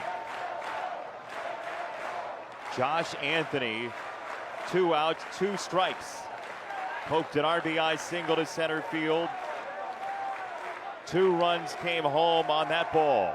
Florida State tied it in the home half. And Coker has strike 1. That is a filthy pitch coming from a 3/4 angle. The ball comes out of his hand and goes up, and then has a little right to left to it, and then comes down. Very odd pitch from Calvin Coker. Flowers, the freshman. Mendoza, 90 feet away. 0-2 on Flowers. Wild pitch is something to be rolling around in the back of your mind, right? You're at third base. If you're Mendoza, that's your lone responsibility, is looking for a ball in the dirt, getting on your right foot and making sure that you can make it home. But 0-2 right here. Calvin Coker can't put anything across the plate that J.C. Flowers can put a bat on. Slider on the outside part of the plate would be the best pitch here. 0-2. He hung it. Got a little bit too much of the plate right there. If you're Blake Logan, you set up a foot outside and make him hit your mitt. I think you can get a swing and a miss from J.C. Flowers if you throw that slider further on the outside corner than that pitch. 2 strikes. Coker to Flowers. 10th inning. 2 down. He hit him. Florida State wins. A 2-strike hit by pitch, and we're playing on Monday.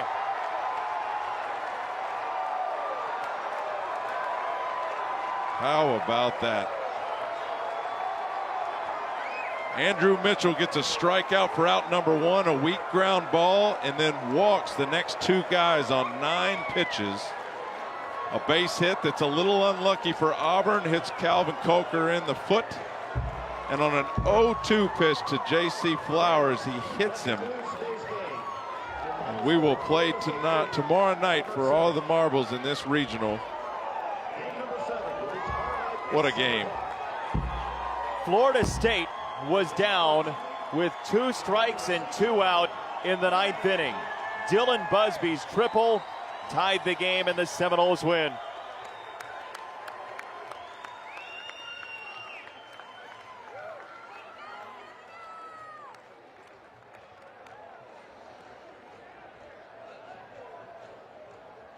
This Florida State team, which won the ACC tournament, had enough in the tank to win twice. And a big thank you to the fans in Tallahassee. This is an 0-2 pitch. An 0-2 pitch right there that Blake Logan wanted low and just lets it go. That's the risk you take. If you're a sidewinder, sinker ball pitcher, you got to make sure you can get that ball on the outside. And look at Blake Logan's reaction right there. Butch Thompson trying to get everybody fired up for now. Everything on the line tomorrow. Auburn still winless under Thompson in extra innings. Florida State 3-2 in bonus baseball this year, and here's the bracket. Regional final sends it to Game 7. 8-7 the Seminoles in a thriller in Tallahassee. We'll see you 7 Eastern Monday night.